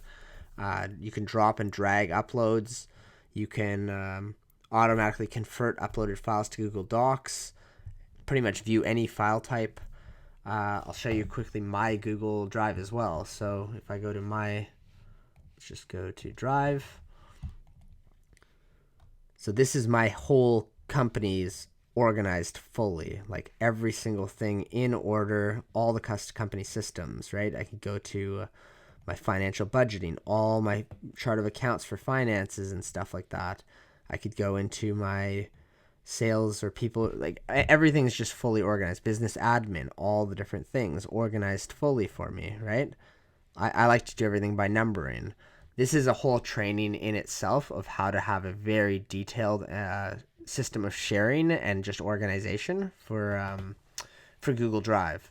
But that is one of your key resources and tools and things to master if you want to be excellent at priority management, just being organized in every single capacity.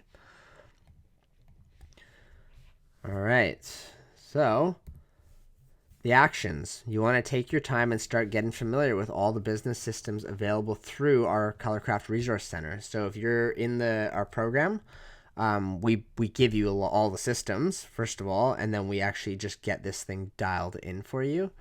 So if you're part of our company, if you're watching the video and you're already on the Colorcraft team, this is something that we will be locking in fully for you. Yeah, and then again, pay attention to the systems that are within your circle of concern and which ones are actually in your circle of influence, right? We don't want to be cluttering ourselves with things that we can't influence. So review your Google Drive and make sure that the whole drive is organized in an easy and understandable logical format.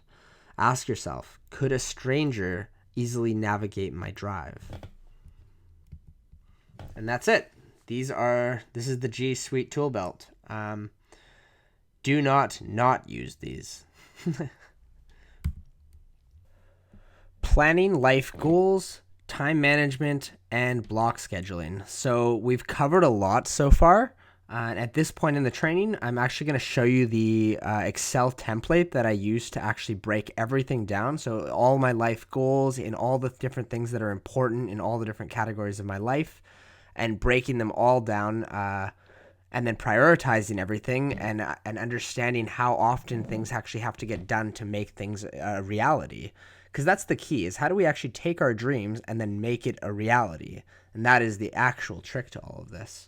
So we're going to dive right into it right now.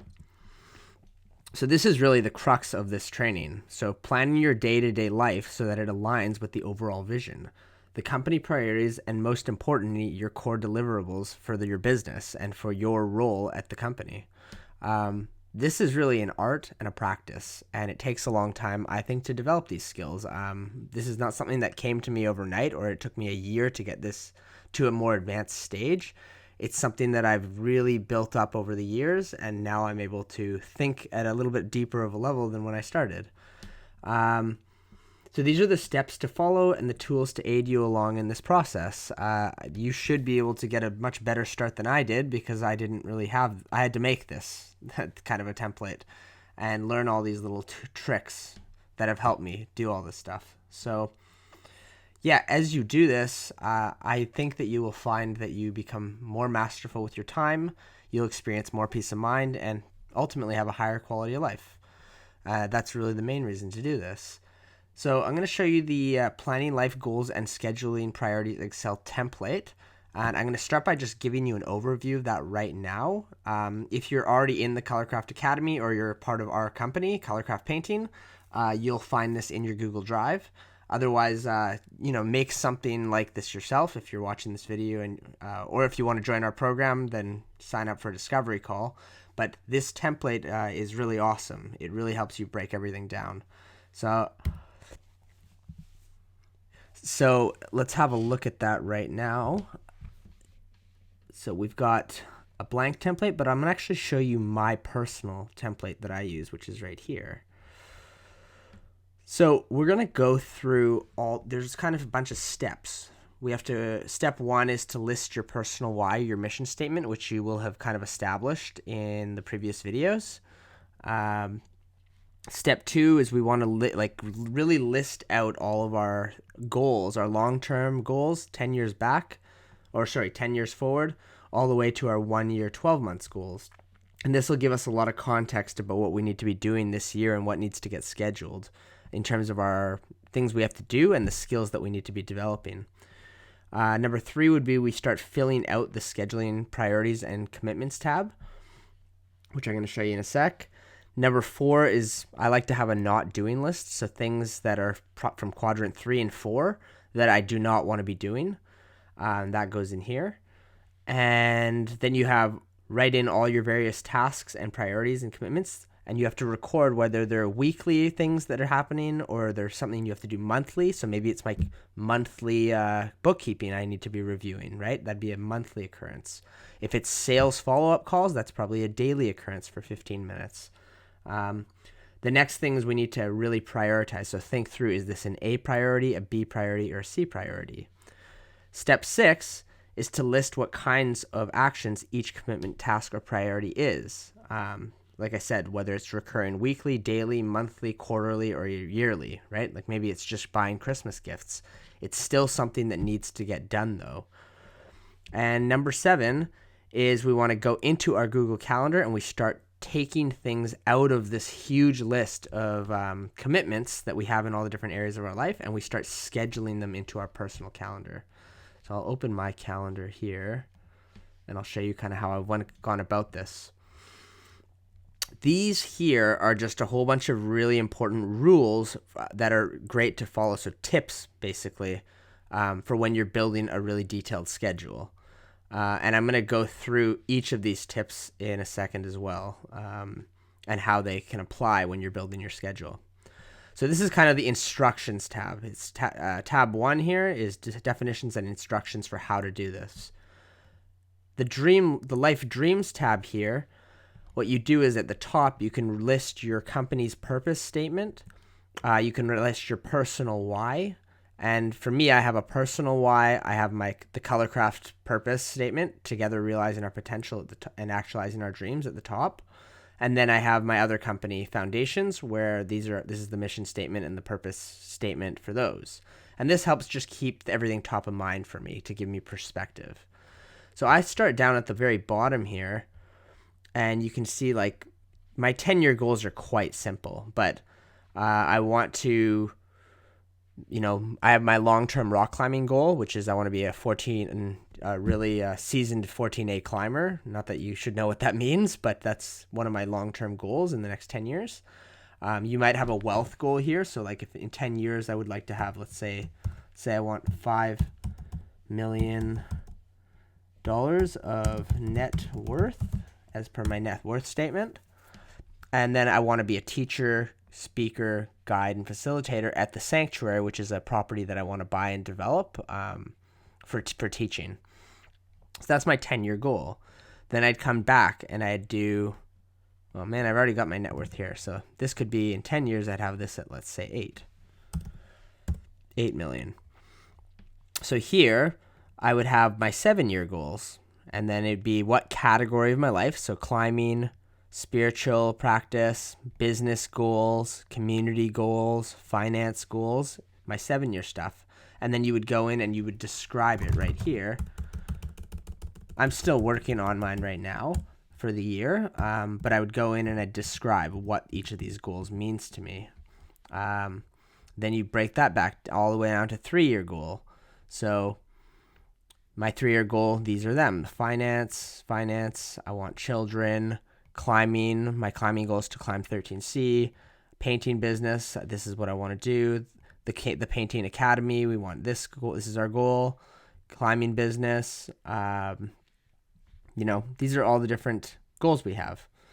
And then it keeps going, so on and so forth, all the way down to my 1-year goals. And I've got business, relationships, my love goals, community and contribution, friendship, finance, nutrition, cook 1 time per week. So, these are kind of personal, but it doesn't matter. I'm showing you guys, I've just kind of started punching all this in, and it gets more and more detailed. Then you carry forward all of this stuff into the scheduling the priorities. So then it goes to here. We have all my own. So as the owner of Colorcraft Painting, that's the area of my life. The commitments are all listed here. So once a week, I need to go out and do door-to-door coaching and support for the cold calling team. I have one-on-one meetings every week, and this is a recurring weekly thing. I have bookkeeping, which I do, organizing the chart of accounts and just reviewing all the bookkeeping for the company. Scheduling retreats for quarterly strategic planning. That's something I have to do quarterly. Then you go writing weekly emails. So I have to do that once a week. And this is just where I record wins, insights, and learnings for the team. And you send that out to get everyone on the same page with how we're doing on a weekly basis. This is a weekly thing that I do. Updating the master business plan. This is something I do every Sunday, right? Every Sunday evening. So you can see here what area of my life, what is the actual commitment, what do I have to do, what's the description of that particular commitment, and then how often is it recurring. It's going to recur on a weekly basis. Then this is the big kicker. Have you actually scheduled it into your calendar? Yes, I've scheduled it. So that would actually correlate directly with my schedule. And this is my schedule, my personal schedule. That's my Colorcraft schedule. And then these are all A priorities. So these are the big rocks, right? So I'm not really listing C rocks, to be honest. Like at the end of the day, I want to get what are the big things that have to get done, the A's. These are the core priorities. How long is this going to take? So every week I'm going to write the Sunday weekly email. That's an A priority to get the entire team in cohesion. That's going to take 30 minutes. Is anyone else involved? Again, if there is, I would want to share my calendar once I've scheduled it, right? And write what date that person is. And right here, you can write, am I working in my business or on my business? So this would be, I'd say that'd be in my business. I'm writing the weekly emails, right? We could do another one here. Review and run payroll. This happens every 2 weeks. So I need to cross-check all the numbers with our job cost cards in the company. And this is every 2 weeks, right? This is very much a priority. It takes about 30 minutes to do it. There's no one else involved in the decision. And this would be, I'd say that's working in my business again. Like this is just a task that has to get done in the business. It's already, I'm not really building the company when I do that. It's just like an actual thing that you have to do for management, running the business. But it helps me get clear on what is working in my business or what's on my business. That's going to take 30 minutes. So if you actually go to my calendar, you can find it. There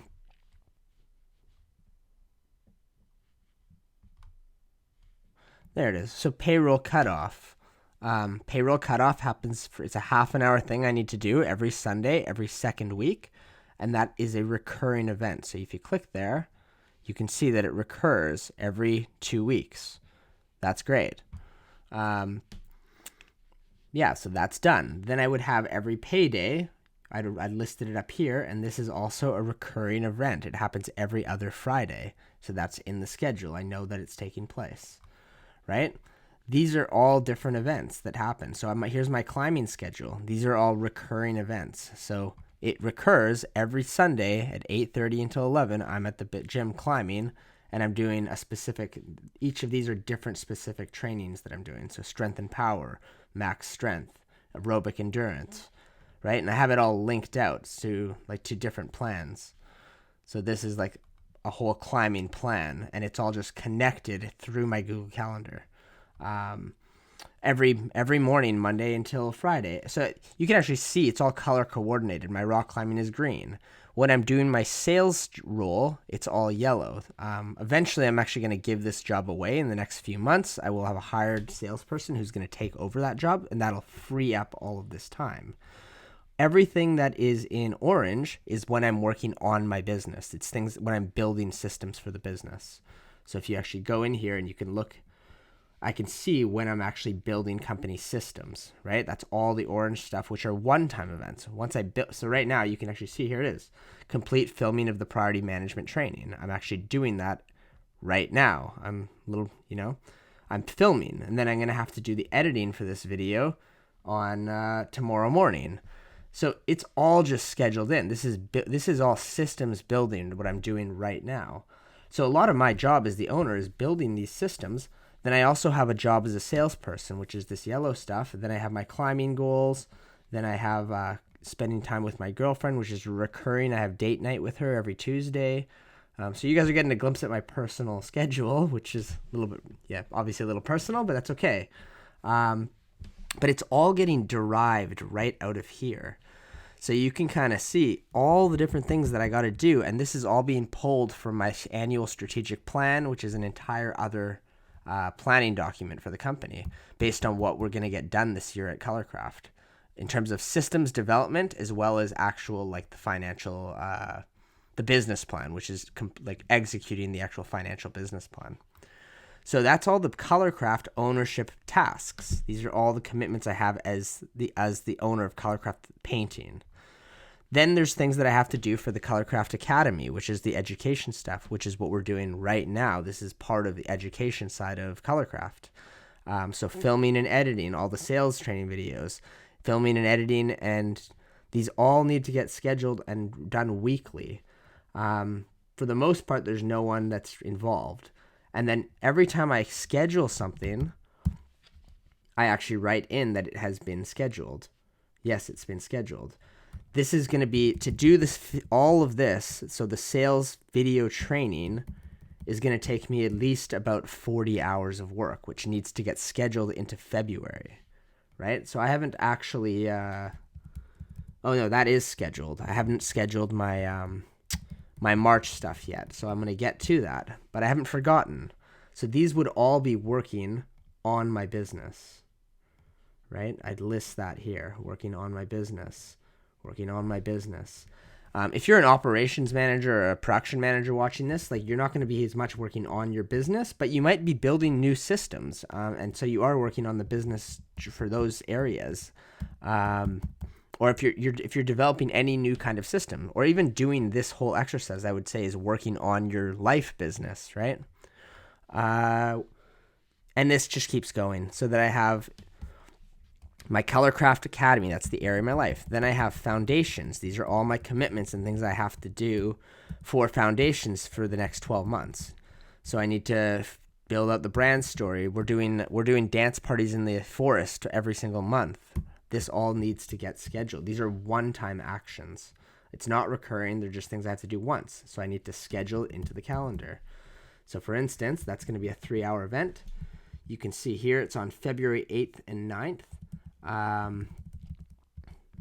Prepare the write-up for... Oh, that's the website build stuff. So here we would have sacred dance events, and I'd have to schedule all that stuff in. Keep going down. We have community stuff. So planning sacred dance and then hosting sacred dance. These are, like I said, these are dance parties that we do for the community. So I need to plan it, which it takes time to plan these events. Then you have to host these events. So there's kind of 2 steps going on here. Each of these are one-time actions. This particular event is called A New Beginning. It's going to be happening in the spring. So I can see here it's on April 2nd when we're going to be hosting it. So it's a priority A, and I would claim, so if that's on April 2nd and it says that it has been scheduled, so if I go to April 2nd, it should be in my calendar scheduled. Let's go have a look. So April 2nd, we said. And boom, there it is, right? It's going to be a full day event on April 2nd, A New Beginning. It's been scheduled. Now I don't have to worry about it. And this is months in advance, right? Like, I'm just planning out the entire year so that the long-term goals are all getting accomplished for all the different categories of my life. And then so on and so forth. It keeps going. Here's all my climbing goals. Here's all my different spiritual things I want to do. Or just practices for connection to myself, right? So it's basically personal deepening work. My wealth and finance goals. So I need to build my personal budget. I need to do my net worth statement, and this is something I do every month, right? Takes about 45 minutes. It's not as big of a priority. I've put it as a B, but I'll get it done, right? Travel. So I'm going to go traveling to Mexico in November. So that would be, I'd block off the entire month for that. So if you go into my calendar, it's going to block, all of November is blocked off for travel. Skill development. Whatever you want to get done. And this helps you see that it all actually makes sense, and it's not going to be, and it's actually all doable, right? And if there's certain things that you're not going to be able to be doable, you have to really think deeply. What is an A priority and what is a B priority? Then you've got your not doing list. You've got your I'm going to do list. And then I just threw in some actual examples here. That you can grab and use for yourself. This is all included in the blank template. So here's the blank template, which you can grab from the Resource Center. And it just has, to get you started, like, all the stuff is nice and blank. I am going to, all your priorities, nice blank sheet for you, one-time actions, daily, recurring, whatever. Scheduled in calendar, A, B, C's, right? And then your dreams, all that goes in here.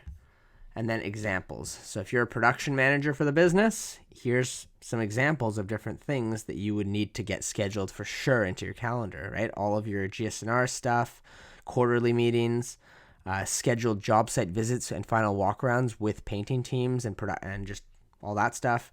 You need to schedule and recruiting of new contractors, doing whatever. This is just some examples. Updating the CRM, doing follow-up calls, whatever. And then all that can get scheduled. If you're a sales manager, here's some of the different items that you would need to have in your schedule. And then some more just basic suggestions for things that you would want to schedule in. Your finance goals, your fitness and fun goals, whatever, right? So that is an overview of this document and how to use it. Write all your stuff in. Take your time to think through this very carefully. What are my life dreams? Based on where I'm going to be in 10 years, what do I need to do in 1 year? Get it all into your actual area of life and commitments area section here, and then go through this, prioritize them, write in how long each thing takes, if it's going to be 4 hours, and then you've got to schedule 4 hours directly into your Google Calendar. Okay? So I'm gonna go talk a little bit now about just some of the tricks that you need to that'll help you as you go on this journey here.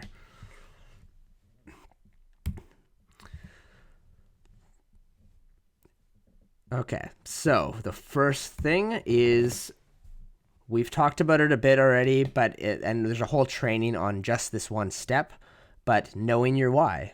When you live an aligned life and live with integrity, you will experience significant growth and improvement in performance, both personally and professionally. This is why you have to know your why. You have to know what you're living true to. What are you aligned with? What is integrity? What am I committed to?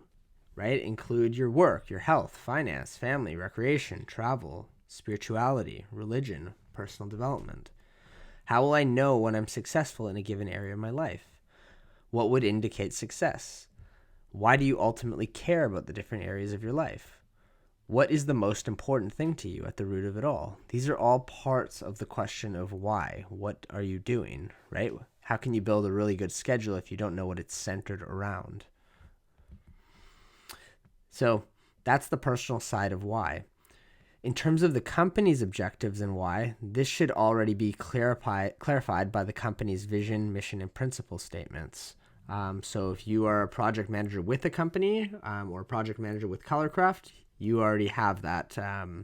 That's already laid out what your deliverables are and what the things you need to be very clear on and what you're getting done this year based on your employment agreement.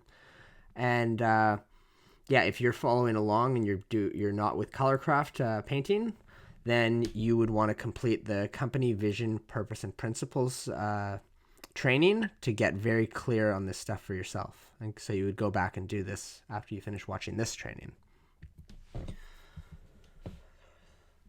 Number 2, you want to go, like we talked about, and list all the important areas of your life and then create goals. So write down and categorize each area of life that is important to you. In this step, you're brainstorming and not leaving anything out. Everything that needs to be completed and has important in your life gets written in. Be very detailed. So usually people will have between probably 5 and 10 areas of their life, right? Relationships, finance, health and fitness, business, whatever else. Less than 5, and you might be thinking a bit too narrowly about when it comes to being balanced as a person.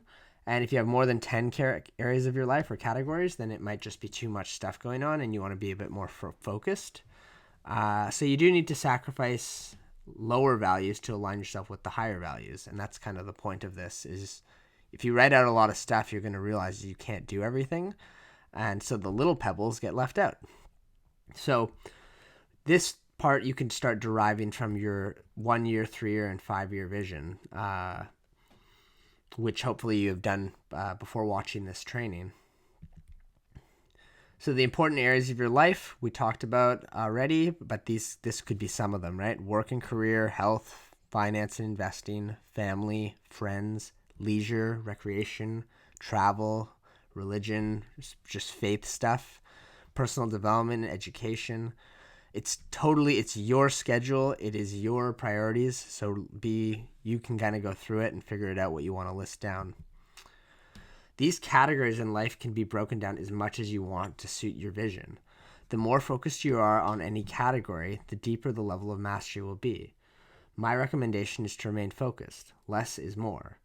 So since you are learning how to be masterful in the painting industry at this time, focus and give dedicated time to weekly things like the Colorcraft content, which is what we're doing right now, which is all specialized around the painting business.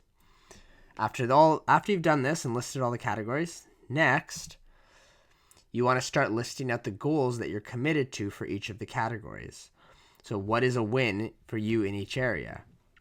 Remember, like we talked about at the start of this video, success is an idea. It's made up. It's up to you to decide what it is. Don't worry about what other people think or what other people are doing. So just tune into yourself, into your heart space, and answer from this place. So to recap on goals, the objective of a person's ambition or effort. It's an aim or a desired result. So make your goals specific and smart. If you want to learn more about goal setting, review the goal setting training module. But all goals should be specific, measurable, achievable, relevant, and time-bound. So what specifically do you want? List this all into the Excel document. And then once you get it on paper, you can start deeply thinking and making plans around all this. The more you focus on it, the better you will be able to articulate and speak your vision into reality. This is all an organic, evolving process of discovery, your desire and vision. Like I said, this process never ends, right? Even the one I just showed you, I'm still working on it, right? It's most of the stuff I want to do this year is all scheduled into my planner, but I'm still working on it. So the third step of this step 2 is to describe the actions you need to take to fulfill each goal or commitment, right? So you can get as detailed as you want to be. Like we talked about, select the action type. So some of these actions are going to be one-time actions, right? If I'm hosting a party, I only have to plan the party one time. If I'm going to host the party, the actual party is only going to be one time. If it's a recurring action, list whether it recurs daily, weekly, or monthly, right? If it's bookkeeping, that's a monthly recurring item. I'm going to get that recurring and automated in my Google Calendar. And then number 3 here, you want to ask yourself, if I followed through on all the actions that I have scheduled and nothing more, do I feel relatively certain that I'll hit all my goals for the year? And if the answer is not yes, you have not set clear goals. You have not set a clear set of actions. So move things around in your schedule until you're happy with it and you feel like it is realistically the things that are going to take you towards your plan, right? And your plan is your dream. So here's just some more examples of one-time actions, things that you only have to do once. So building the master business plan. This is something that the leadership team does once a year at the start of the year. Hiring and onboarding a sales rep. That's something I have to do in a few months from now. So right now I'm building all of the training content for that role. But bringing on that person is only going to be a one-time event. If I do it right, I don't have to keep doing it every month. Writing the company operations manual. If you're building your painting company, you're going to have to ultimately at some point write the operations manual for the company, which is all the different areas. That is only something you have to really do once. You'll have to revise it over the years, but you don't have to keep rewriting it. Building the online video training course. That's what this video is right now. Once I've made this video on priority management and time management, I don't have to keep reshooting it, right? Building this PowerPoint doesn't have to get redone every single month. Now that I've built it, I can just tweak it maybe in a few years and refilm it at some point if I want to, but I don't need to. Health, right? Creating a workout plan. I don't have to do that all the time. I might just build my workout plan for the year, and that's it. Now I just got to go do it. So finance and investing. One-time actions. I have to make a budget for the year. I only have to do that once at the start of the year. And so on and so forth. So recurring actions, these are different recurring actions that you would see in a schedule, and you can just automate all this.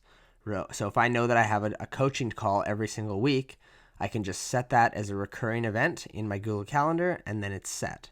Job site visits. Maybe I'm going to visit my crews. Every single Monday I go visit all the crews. So I can just set that as a recurring event and go visit each crew every single Monday. Client follow-up calls, right? Maybe I do that every single evening at the same time, every third day or something like that, right? And here's some more recurring actions, right? Like you saw when you looked at my schedule, my gym sessions, they're all scheduled and they're all recurring, right? I have a specific type of training I do for each day, like 4 times a week, basically. And I just set that and now it's done. I can just follow my plan and it's linked to my actual Excel climbing plan. Keep going.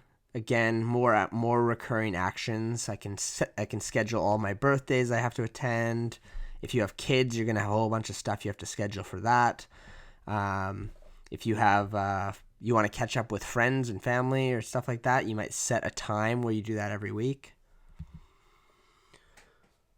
Once we've got all of that, now we can start giving priority to each of these items that we've listed. And you can look at every single thing that you've listed in there and decide what are the actual big rocks in relativity to my long-term vision. My 10-year, my 5-year, my 7-year, my 3-year, and so on. So using the prioritization label, you can list it. A, those are your big rocks. B, these are your medium rocks. C, these are the small rocks. Possibly the unimportant things that you could skip altogether if you wanted to. They don't really have much to do with your purpose and your highest values. Those B rocks, they're important priorities and values, but they're not as important as the big rocks. Yeah, so I think you're getting the gist of it. But yeah, prioritize everything. That'd be the next step. Then you plug it all into the calendar, right? Plug everything in down to the detail into your Google Calendar. So open Google Calendars, start filling it in. Big rocks first, followed by medium rocks, and then if there's any time left, you can put in your small rocks. Set them all to recurring actions that repeat if you need to. If you need to share events, so like, for instance, all my rock climbing gym sessions, I have to share them with my climbing partner, right? And then he gets it and he can schedule it into his Google Calendar. All of my GS&R meetings, I have to schedule those and then share them with all the people who are in coaching sessions with me. And then every Sunday you can adjust the calendar. Yeah, when you do this every week, you will naturally become better at planning. So we all work differently. Some of us are early risers, others are late.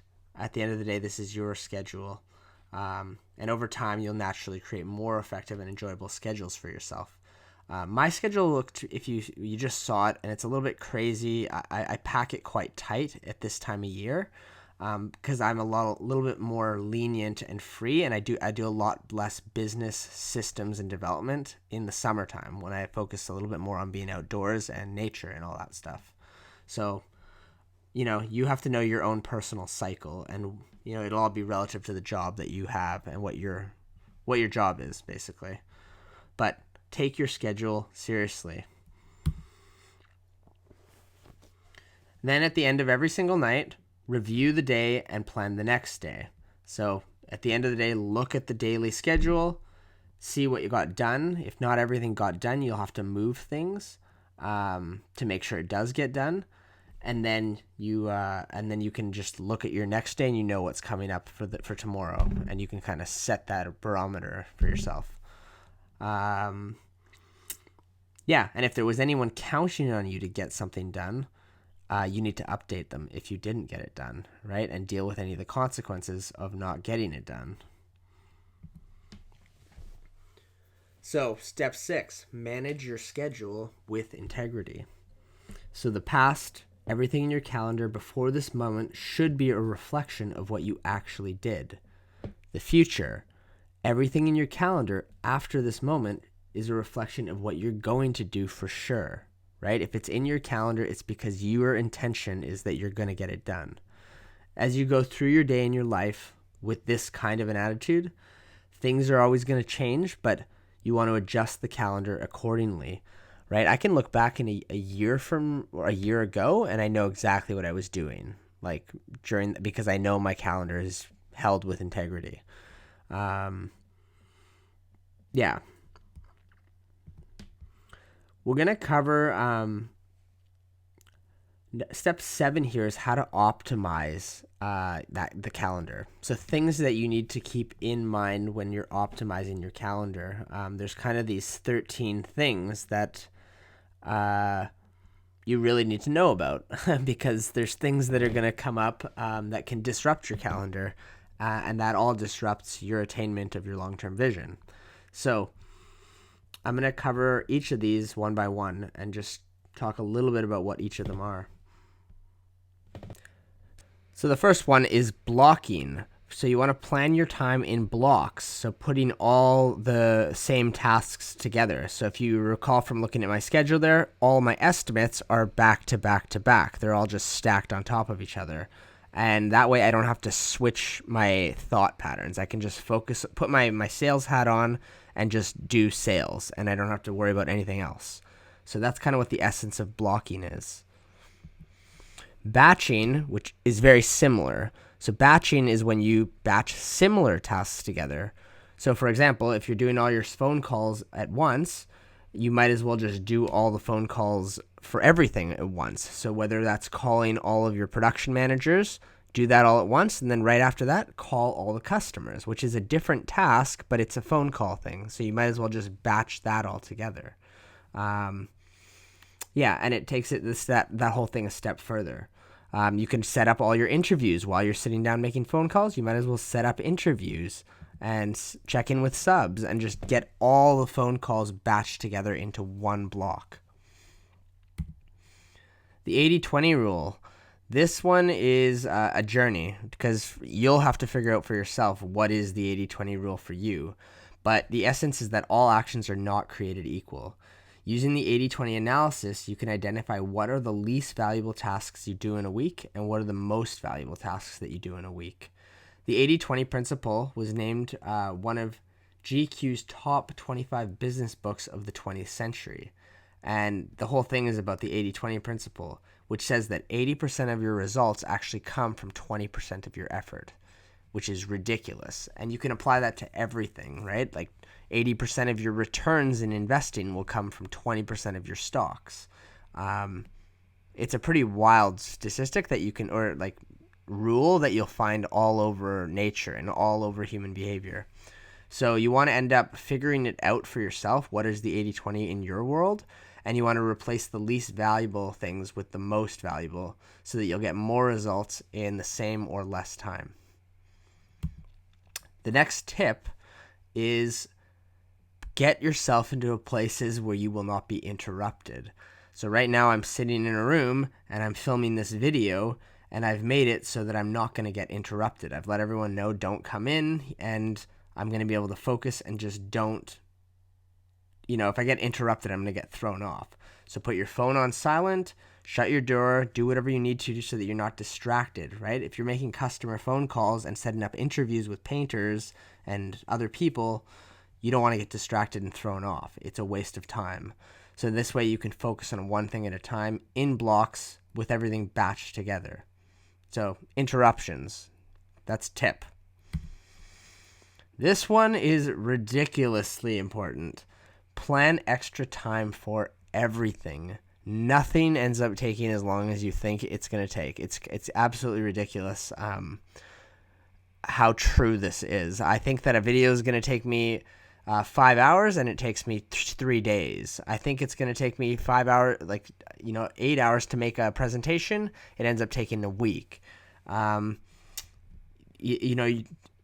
you're building a company and when you're getting used to something new, things take longer than you think. So plan extra time for everything. Implementations. So have very specific times where you're going to do company implementations, things you wish to attain specifically, or if you're trying to get a hold of your financial life personally, right? Having a time where you're really going to sit down and study financial planning and actually block that out and learn that skill and then build a robust financial plan for the first time maybe. That is an implementation into your life. That's what I would call that, right? Or say I'm someone who wants to get into take my fitness to the next level. I'm going to have to really build a robust training plan in order to, hit new highs in my fitness life. That's going to take an implementation to really install a new regiment into my fitness life. And then of course in business it's more obvious, right? If I want to launch a new product, I'm going to have to implement something, and it's going to take a whole series of events to make that happen in your company. If you're launching a production manager in your business, that is a massive implementation. So you're going to have to really be clear that that's what it is. So I think it's almost just like calling things what they actually are, right? It's not a quick thing. You just throw a guy and he'll take care of it. You really have to implement this thing into the company. Next tip, keep your vision top of mind. So that's kind of why we made that we have that whole Excel template, and we've got the vision and everything, and the mission statements and the purpose statements listed at the very top of the dream page, the dream tab. You want to keep your vision top of your mind, because as you hit hiccups and problems and all of that stuff, you when it gets hard, which it will, you need to remember why you do what you do. Why is it worth persevering through all this stuff? And this is what keeps you able to wake up in the morning with drive and excitement, passionate about what you do, and helping your team to be the best versions of themselves, and always looking to the next level. The vision is what gives you that guiding discipline. So keep your vision top of mind. That is a tip for when you're doing this. Right things only. So picking the right things to work on will make all the difference with being busy versus being productive. A structured goal-setting process helps avoid the hamster wheel that keeps work focused in a strategic direction. So staying directed and being clear what are the right things to do and what are the things that don't need to be done at all. I heard a great quote of just like, I forget how it goes, but it's around like being productive at things that you didn't even need to do at all. Like you hear people all the time. They're like, I work so hard and it feels like I never get ahead. And it's because you're doing not the right things. So you can work as hard as you want, but if everything is not directed and it's all not really relevant, then you're just going to burn out and not really getting to anywhere because you're not doing the right stuff. Next tip, write everything down. That is so don't just, put it in your little notepad on your phone. I mean, that's a good start, but that's why this whole dream building template and priority management Excel document that I built, that's what it's all about, is that write it down, get it actually in a detailed plan, and that way it won't get missed. So to do what you say you will do in life, you need to manage your schedule with integrity. To manage your schedule well, you need to write things down. One way to guarantee you will not do what you say you want to do is if you don't write it down. When you don't write things down, you rely on memory to get things done that you said you would. This strategy fails over time, especially as you grow a business bigger and bigger. And especially as you get better at what you're doing, there's more stuff to consider, and memory sucks. If you actually study how memory works with humans, like, we don't have good memories. It's quite ridiculous. And when I mean everything, I mean that includes everything that you say you'll do, things that you know you need to do, things you want to do, things that you remember you should do. Just write it down. That's the next tip. Another tip, not writing it down. Oh, this is the same tip. Not writing it down will guarantee, first, that you will not enjoy peace of mind. So one of the things I love about writing things down is that now once it's written down, I actually write it into my planner. I get it into my calendar. I schedule it. And then because I live such a scheduled life, I actually like it because I don't have to think about anything anymore. Like, I can just actually be a lot more present in my day, and I know everything is getting taken care of. So I'm not constantly thinking about the future because I've kind of done, I don't want to think about the future all the time. So instead I think about the future a lot to make a really detailed plan. And that way I don't actually have to think about the future all the time on the day to day, because I can just execute my schedule. And I know that it's been thought through by the previous version of myself. So it actually creates a lot more peace of mind rather than trying to stay on top of everything in my head, which I think creates more thinking. Second, you'll forget things, which will cause even bigger problems. So if you don't write it down, you'll forget things, and it leads you to stress and lack of peace of mind and not being a person of integrity. Writing everything down means it goes into your calendar, not on a piece of paper. Okay, so that's the next tip. This one's fairly new for me, but I really like it. This is just a not doing list. It's also one of the tabs in the Excel sheet that we went over, right? What are the things you're not going to do anymore? So knowing what not to do is just as important, or maybe more important, than knowing what to do. When you know what you're not going to do, it kind of by default ends up directing you into what you are going to do, right? So I like to have a nice list. What am I not doing anymore? Right? I'm not watching Netflix anymore. I'm not going to go on YouTube anymore. I'm not keeping up with social media anymore. I'm not going on catch-up dates with friends to just chat anymore. I'm not going to the bar anymore to have beers. Whatever it is for you, make a not doing list, right? Start small, but as you get more clear on your vision, there'll be a lot more things that you're not doing that are going to pop up. Write them down. So just say no to the things you're not going to do. This is a really good tip. Schedule time for skill development. So education is not a one-time event or a period of your life. You are either unconsciously learning or you are actively learning. This is up to you. One is more proactive than the other. So you want to be scheduling time for the skill development. So depending on where you are in your journey and what you're doing, what are the most important skills that you're going to have to cultivate for the next step in your long-term journey, right? As we get clear on our 10-year vision and our 5-year vision, which is a derivative of our 10-year vision, there's certain tools and skills we're going to need to pick up on this journey. One of the tools I'm learning this year is this skill, actually. There's online education and being able to create training modules through video and stuff. That's a skill that I'm developing right now. And there's a bunch of other skills that I'm going to need to develop as I go through this year as well. They're all written down.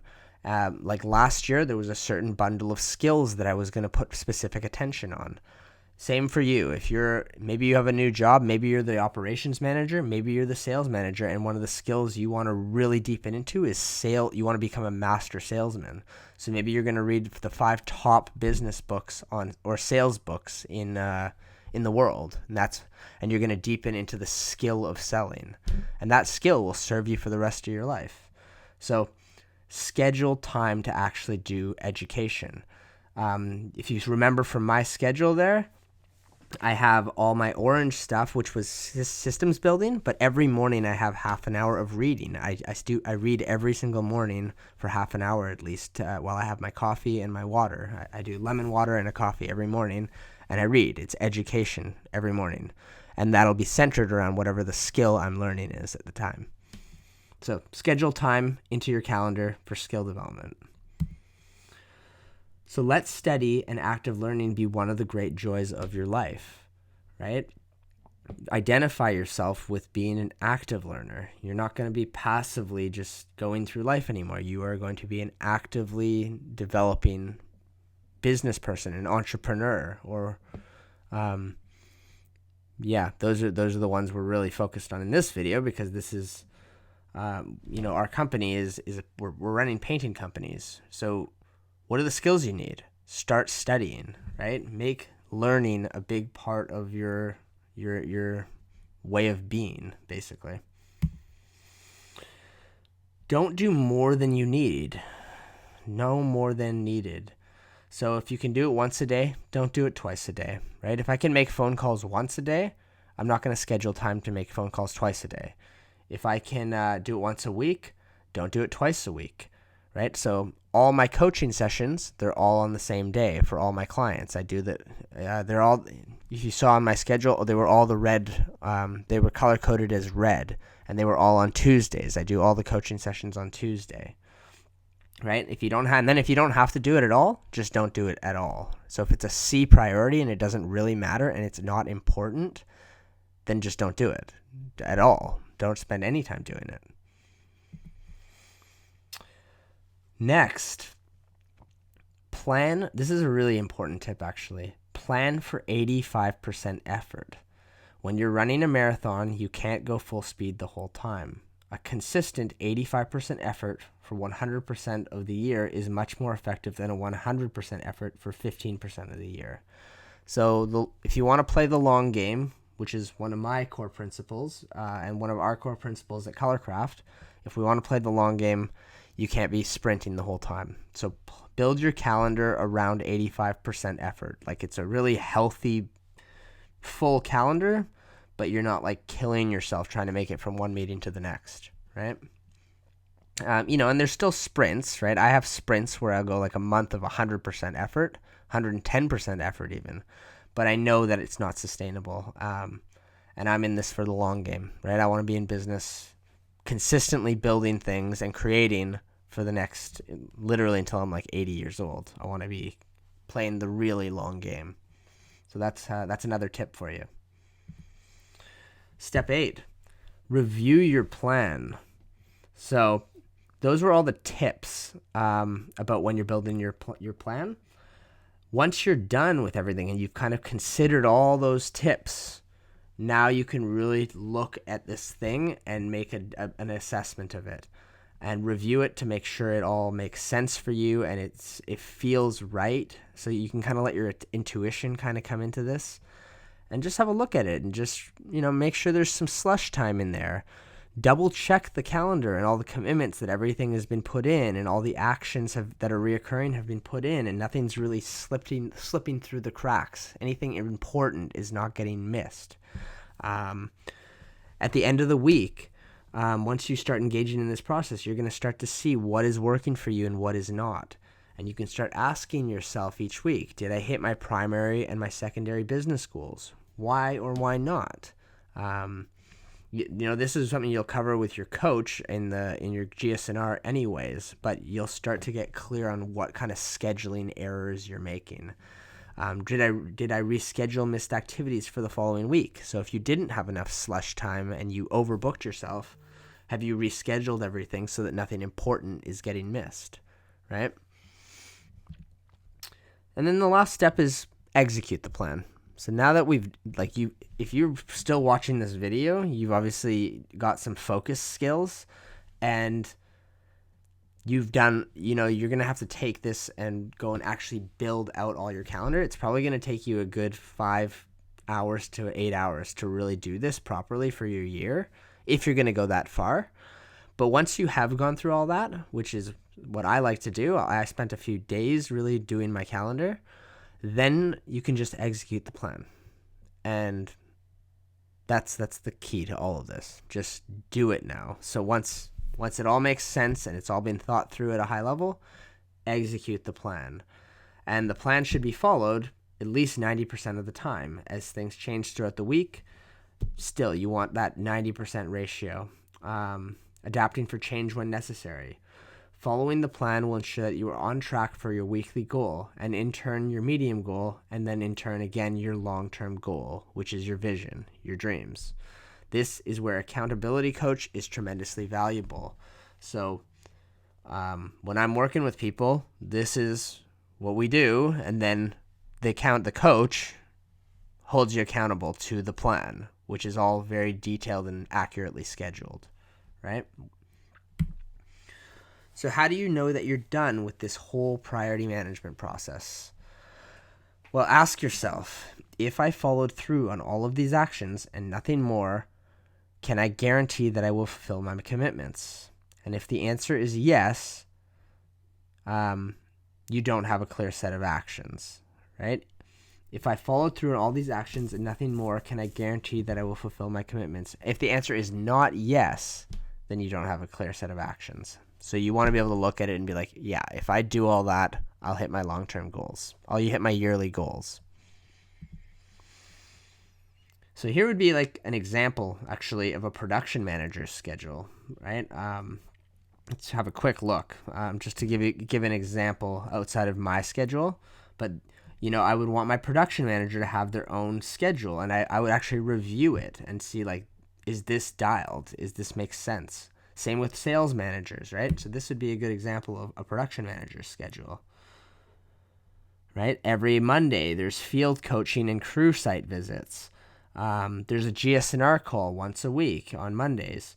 Every Sunday, the production manager is going to run payroll and update the business plan. In the mornings, there's always going to be paint pickups and power washing of houses and stuff. And then maybe every Tuesday, Wednesday, there's painter interviews going on. And then the little green tab right here above, right there above the painter interviews, you want to prepare for each interview. So you're going to schedule some time, right? We don't want to miss details. So we want to schedule time for, if we're going to run an interview, you want, half an hour to prep before that interview. Then maybe every Thursday you take an hour and a half to do personal development and education stuff. So maybe watching training videos or you're reading books. Every Thursday you're going to do crew moves. And obviously this is just a very generic plan here, but this is kind of what you could expect if you were a production manager, how your schedule might look. And then every morning, consistently, on Tuesday until Friday, you have admin and phone calls. So calling crew leaders, calling customers to check in, calling to set up interviews, right? That's 4 hours a week that's scheduled for doing admin and phone calls. Then, again, in the evenings, there's admin and more phone calls. So this might be updating the job cost cards, whatever, calling to take paint orders, all this kind of stuff. That's just to kind of give you an example of what a production manager's role might be or schedule might look like. So after all of that, here are the action items. So you actually have to do this now. Block off a focused, undistracted 3 or 4 hour session to complete the entire designing your dream life process. Block off 1.5 hours this Sunday to prioritize and block schedule your next week. That's the second action. Number 3, commit to this discipline for the next 60 days and watch the magic happen in your business and personal life. So really take the time to do this now. You start creating your calendar in a very, very detailed way, in a very well-designed and directed way, right? And it all ends up going back to getting clear on what you're doing in life. What are the skills you're learning and what are you trying to accomplish? So that is the action items for this part of the training. I want to quickly retouch on goal setting and holding tension with GS&R. So goal setting is discussed in depth in the goal setting and review training module. So this is just a recap to discuss goal setting in life and in business and the important role that it plays in managing performance towards the annual goals of the organization and the performance towards your greater life vision. GS&R is what ties everything together. So we already covered it, but execution of this whole thing is the real crux, right? We actually have to you can make the greatest plan in the world, but you have to do it. GS&R is what ties everything together. Goal setting and then reviewing this. This is the execution of the schedule. GS&R is the formalized goal setting process which is completed weekly at a set day and time. So with GS&R, we can identify what you need to focus on in the short term, weekly or bi-weekly periods to ensure you're always working towards the long-term vision. This is where we deal with accountability to performance. In a performance culture, results and performance are what matter most. As an entrepreneur, it is far less about how hard you are working, and it is entirely about the results that you're producing. That is the hugest transfer that you realize when you become an entrepreneur if you've been an employee for any amount of time. This is the reason why so much emphasis is placed on developing as a leader and developing better systems and tools in business. So I just wanted to take a second to recap that the execution can be tied together with the GS&R, the goal setting and accountability formal process that we do on a weekly basis when you're in business. So review the actions that you can take right now is to review your company business plan and whatever your role is in it, whether you're the sales manager, you're the entrepreneur and the owner, or you're the production manager, make sure that your weekly actions are broken down and they're fully aligned with the top priorities of the company and the strategic plan of the business. This will make everything less overwhelming and more actionable on a week-to-week basis.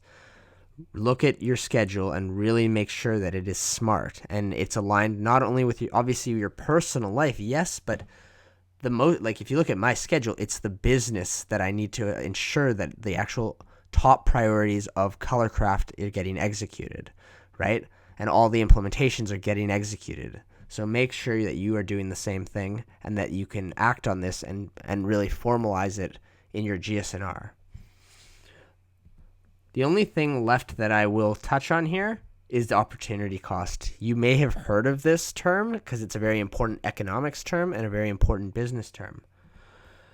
Opportunity cost is the loss of potential gain from other alternatives when one alternative is chosen. So the definition of it, if you look it up, opportunity cost represents the potential benefits an individual, investor, or business misses out on when choosing one alternative over another. Understanding the potential missed opportunities when a business or individual chooses one investment over another allows us to make better decisions in our life. What this means is, and the reason I'm bringing this up, is that you can't do everything. There's opportunity and cost in life and in business. You cannot do it all. Opportunity cost is everywhere. In one shape or another, it's everywhere. We have to pick which opportunities we wish to pursue in life and in business in order to find our direction and gain mastery. Opportunity cost goes hand in hand with sacrifice. When we know our why, though, we stop calling it sacrifice. There's no sacrifice when we substitute B priorities for A priorities, B values for A values. And that is so much of what this training is really about, is that nobody wants to sacrifice and have to try and focus. Those are all just consequences of getting deeply clear about what you're trying to do and create. And then things like opportunity cost and sacrifice it just becomes clear. When we don't know what we're doing, it seems like we're always giving up opportunities, which is true, but it becomes less so once you get clear about what you're trying to create in life and in business. So in closing, this whole process takes real thought and attention. It's not a quick check the box exercise. This is your life, this is your vision, and this is your plan, and the planning never ends. Your plan needs to serve you, it needs to serve your family, your community, your friends, and if you're working with Colorcraft, your plan needs to ensure that you are delivering on your obligations and responsibilities in the role that you have with the company. Or if you're being coached by us, you have obligations. We all need to win with this. Intentionally creating and designing your life to live true to your commitments requires you to give your all as a way of life. That's the price of living an aligned life. So you need to ask yourself, how badly do you really want the things that you say you want? What it takes to have it all starts by investing time in this exercise. 3 and 4 hours every quarter at the bare minimum. And then you have to continue investing time in learning, training, and developing yourself in all the areas of life that are important to you. That's what this is really all about. Nothing worthwhile in your life will happen quickly or without attention and willpower. The cost of living an extraordinary life as you are deciding to be is putting in the work, whatever that entails. It begins here. You got to do the hard stuff that other people aren't willing to do. Okay? So as you practice this, you're going to get better, you're going to get faster, and ultimately you're going to save thousands and thousands of hours over the course of your life, not wasting your time on C or D activities. So it's said that we are, I love this actually. This is someone told me this and I don't remember who it was, but it's said that we overestimate what we can accomplish in 1 year and we underestimate what we can accomplish in 10 years. And I think that has everything to do with the compound effect, is that things compound over long periods. So it doesn't seem like we can do these things 10 years from now or have $10 million or $20 million of net worth. But when you look at the compounding effect of how it actually works, it's totally doable. And we tend to have this idea that we can get so much done in 1 year, and then it seems like we didn't get enough done. So know your why. Prioritize accordingly for decades and decades, and that is the journey of your lifetime. By failing to prepare, you are preparing to fail.